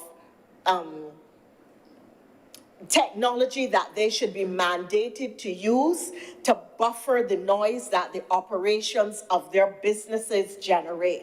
There are factories and other businesses that generate high levels of noise when all the machinery and equipment is working and it's belching off smoke and so on, and there seems to be no legislation in place that covers, regulates, monitors, dampens, reduces, restricts, etc. that.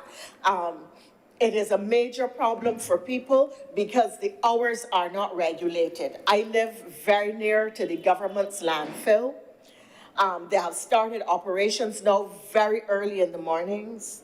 They're going very late in the evenings, and they're operating 7 days a week, where they used to operate 5. At the landfill. And this is something that I think needs to happen in our society. When we have, there are people who have lived near, for instance, to quarries and quarrying operations, who for years have complained about the nuisance impact and the health implications of those, and nothing happens. And I think that we are at the stage now, our society is becoming highly industrialized, very sophisticated, that persons and entities which own and operate noise, smoke, or pollution generating facilities should be mandated to have a conversation with the people in the communities who are going to be impacted by the way in which they operate, and some restriction on those operations. So when you live downwind of a landfill, downwind of a body mechanic, downwind of a quarry, that you can know how they're going to be operating,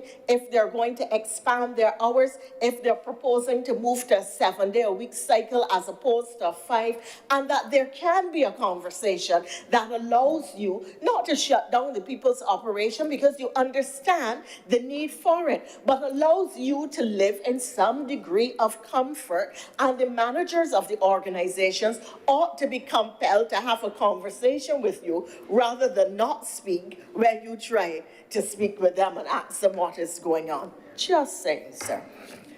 And my final point on this, sir, is that as a society, and we spoke to it in the earlier presentation, senators who spoke to it here. It has to do with, I don't mean, Senator Dr. Rogers used the expression, I used it earlier, this whole business of being our brother's keeper. There used to be a time when we were a kinder, more caring society. It is not a you problem, it's a we problem. And if there is a problem, even if it is a you problem, let me talk about it a little bit and come to some kind of conclusion that both you and me or we could exist comfortably. What we are talking about, sir, whether it is the karaoke or the motorcycles doing wheelies at 3 o'clock in the morning as they race up and down the highway, and that impacts me as well, or factories, whatever we are talking about, really comes down to reasonableness. What is reasonable behavior, conduct, and practice for individuals, for commercial entities, such as would allow other individuals to have a level of reasonable comfort, safety, and well-being in their homes, in their places of recreation, in their societies. And at the end of the day, it has to be a conversation that government, state entities, the church, the school, and other organizations which make up our society address, because frankly, Mr. President, one cannot legislate reasonableness. And that really is what we are talking about, the reasonableness of the conduct of some of our brothers and sisters and the implications of their unreasonableness for the wider society. And that, Mr. President, is my shortest speech ever. Thank you very much, Senator Thompson.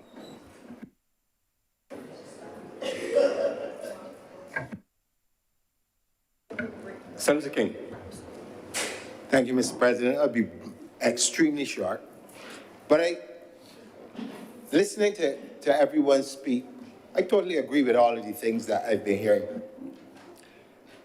But it also speaks to a trend, and I think Senator Thompson touched on it briefly. The Barbados of, let's say, 20, 30 years ago did not have these problems to this wide extent.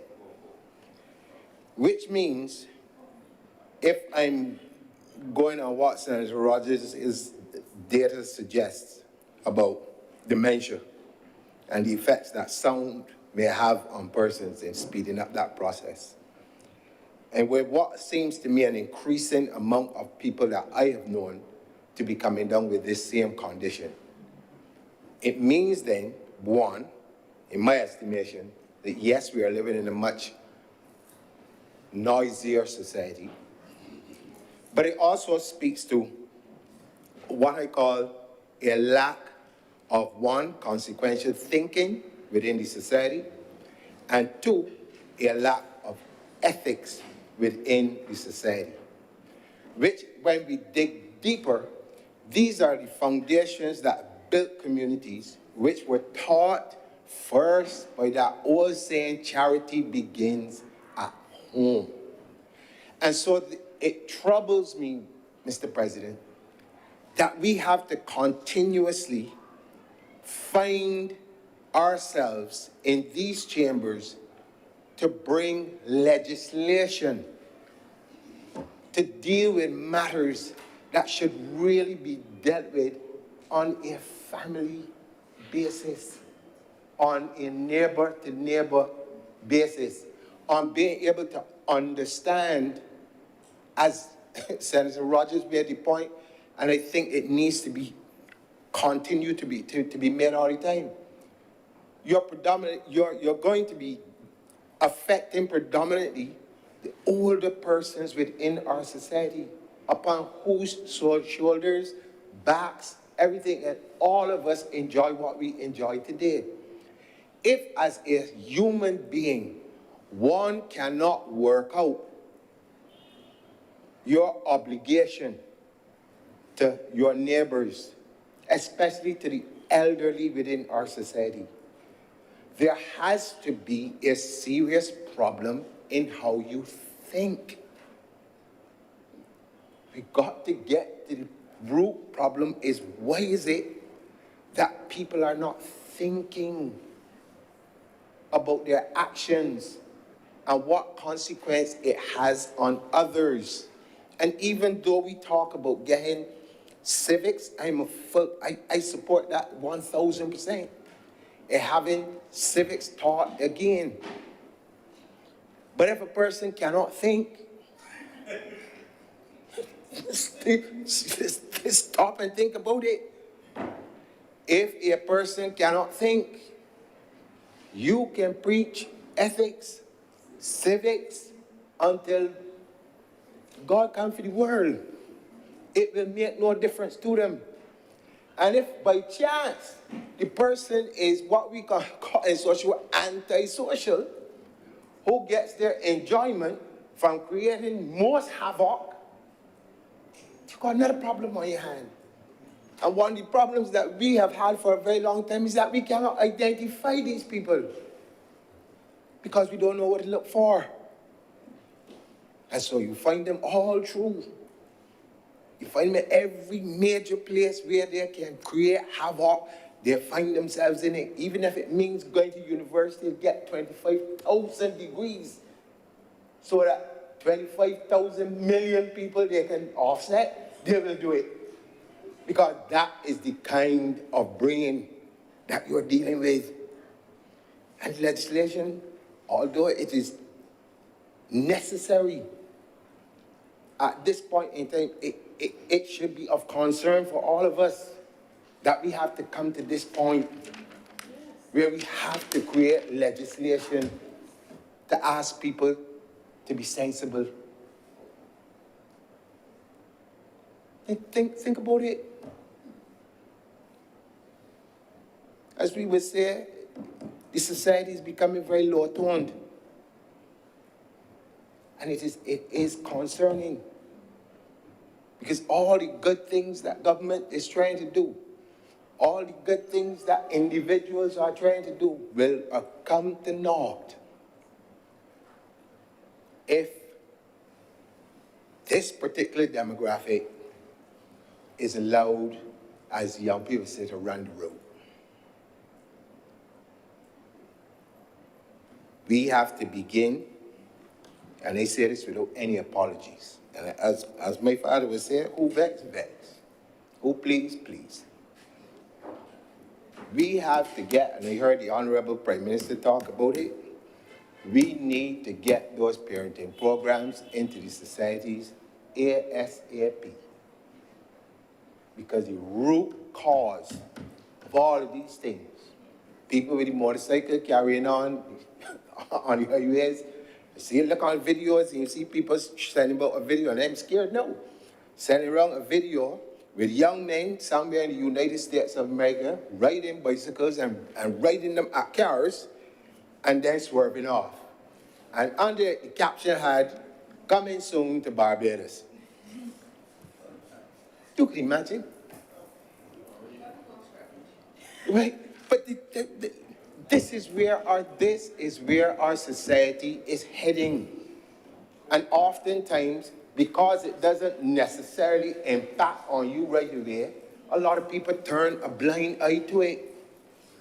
but I spent too many years working in government industrial school and watching what happens to a society when you do not pay attention to those persons, families, communities, whatever word you want to use, that have these sort of problems.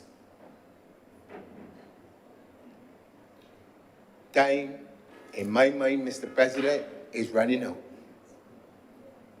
Time is running out.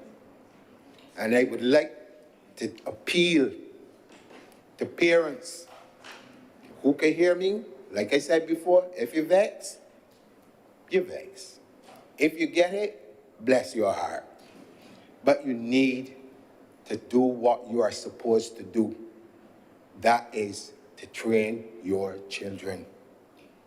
Stop leaving it for school teachers, for church, athletes, and all these other people to be role models for your children. Charity begins at home. And if you do not take it seriously, the obligation upon you as a parent to deal with your children, my advice to you is do not get any. Because what you're doing is you are putting an entire country in constant state of fear from one thing to the next. If it's a kite ball, then it is guns, then it is something else. It's one packing up one after the other. You can't, and a society cannot grow in an environment like that. As much as we like to talk and quarrel about government and doing this and government and doing the next and all the high prices and this thing, we might not be able to go outside to go to work to get the economy to grow if you allow these things to get away. And so with those serious words, Mr. President, I'm obliged to you. Thank you very much, Senator King. Senator Dr. Hines. Good afternoon, and thank you, Mr. President. This has been wonderful. So much of what I wanted to say I no longer have to, because there's been a lot of discussion about noise pollution, about things such as being neighborly, just being considerate of other people, that I don't think I necessarily need to repeat. I'd like to share a little bit of a story. There was a point in my life when I used to live in Hinesbury Road, and I never thought it was noisy. Then after that, I moved to a city. I never thought it was noisy either. And then I moved to St. George. And for the first few weeks, I could not sleep because it was so quiet. And I just couldn't get myself to settle in this quiet. I don't live in St. George anymore. But the point is that for some people, this noise is something that they may not even recognize that they experience it, that it is affecting them, or anything of the sort. And one of the things that certainly was a feature was the kites. It didn't really used to bother me as such, but at a certain time of year, the kites were buzzing at night, in the day. But for me, at that time, that was just normal. And clearly, I was under 50, as I still am. So perhaps there are some reasons why it did not affect me in some ways. But I just bring that because sometimes it might be helpful, and as much as it is important to say we need to be considerate of others, and we do, to think of the other side as well.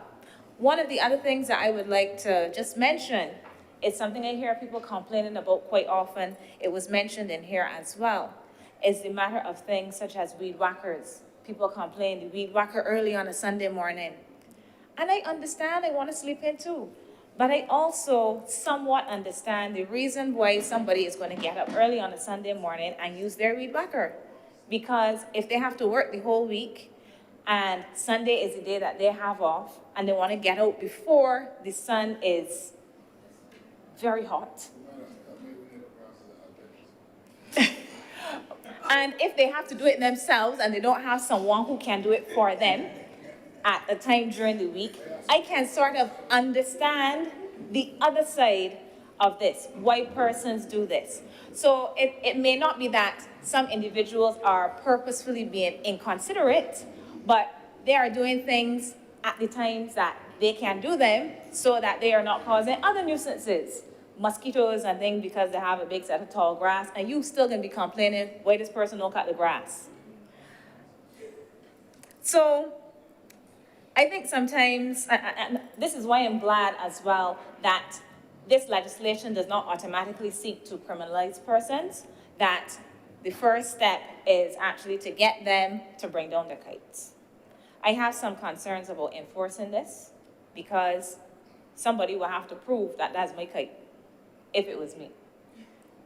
You gotta prove that this is my kite. I went out there and yes, I was dealing with the kite, but that's because I too am concerned that this kite is noisy in the area and I don't know who the kite concerns. But my point is enforcement may be somewhat problematic and I am not 100% sold on this legislation being the solution to this, except that persons may not be aware, and this awareness may cause them to say, let me take down my kite, or if I want to keep the kite up, I'm going to remove the boat. So the enforcement, I think, is an issue. I don't know if this is necessarily the best use of police time. So I do hope that people will be more aware of their actions and the effects of their actions because we are having this debate and discussion about these noisy kites. We've mentioned already that there is a broader problem of noise pollution, and we've heard the health implications of this. The World Health Organization has spoken about it and has provided documents and documentation on the effects. And it is here that I would like to perhaps offer a suggestion, or let me call it an observation at this point, Mr. President. We have legislation called the Health Services Act, Cap 44, and there are regulations that accompany this legislation. Health Services Nuisance Regulations, nuisances regulations. And there are a lot of things in there that are covered as nuisances, including some of the things that I just spoke about, mosquitoes, having bottles and debris around your premises. A whole set of things are covered as nuisances. And one of my concerns is that although this issue is a serious one, it is too targeted because it focuses specifically on one cause of noise pollution, and that is the kite. And I think that perhaps these regulations could be used to address this issue of noise pollution more broadly, because we already have legislation that exists in the area of health to address nuisances. Some of the things we have spoken about in here already, that other members of this honorable house have spoken about, are covered in that legislation or in those regulations already. The issue is clearly one of enforcement. And this is something that we do need to take seriously. So I have a little bit of a question about the placement of this in the Minor Offenses Act because of that, because I think we could have a broader approach that actually speaks to some of the elements of noise pollution and the health effects somewhere else. I also note that Barbados has a national noise policy. It has had one since 2007. I don't know what is in it, but from the WHO, exactly. And I think that we should emphasize this national noise policy, have a broader approach once again to addressing noise. And this may be useful because there may be particular people that feel targeted by this. I'm a kite flying man and I am targeted by this. But what is happening to others in our society who've been mentioned already, those that have karaoke bars and so on. And in economics, Senator Drates might know this, there's a concept, negative externality. So I am pursuing my livelihood by holding a karaoke on a particular night. It is an event that is popular. I bring in some income, and this helps to support me, my family, other people in the community get some enjoyment. But there is a negative repercussion of this on other members of the community. We can say the same thing of kite flying and some of the other activities we've discussed already. Even people with their home stereo systems and, you know, I have a pretty impressive one at home too. That is very noisy. And these things can affect other people. So we need to also think about not being so targeted that certain persons are portrayed as the nuisances in society when there are many groups of people who are nuisances by the noise that they create and because of some of the activities they're involved in, not necessarily because they're intentionally seeking to become nuisances, but because of the other side of their activities. So that is one of the things that concerned me a little bit, how targeted this is, because there are so many other areas. I hear a lot of complaints, karaoke bars, the motorcycles at night, all of the things that we have mentioned already. So I hope that we will take a broader approach that treats to these, because you may feel as if part of your problem has been solved. The kites are no longer noisy in your area, but the karaoke still is happening up to whatever o'clock.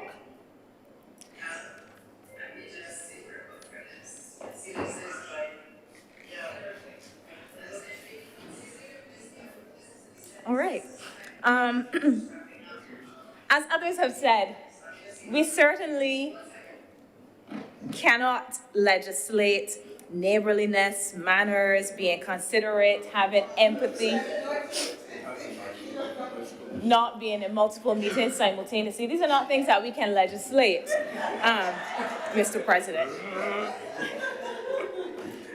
But hopefully these types of discussions will encourage us to, and I'm not even going to say to no longer be inconsiderate, but maybe to think differently about our actions. Think differently about our actions. Because you truly may not think you are inconsiderate, but your actions are having other consequences on persons that you have not borne in mind. And perhaps it is because, as I said, using my example when I was younger, none of these things really bothered me. I never thought anything was noisy. So somebody coming to tell me about noise, I would have been a little confused about what really the issue is. And then you end up saying, well, there's a miserable old woman in the gap or something. And it truly is a lack of understanding of the other perspective. Well, I don't even know if it's a you problem. At that time, I would have said it's not even a problem. You know, when you hear children talking about that's a miserable old man at the gap, that old man real miserable. And at that point in time, that is how you see them, as miserable, because you really cannot appreciate the effects of your actions on others.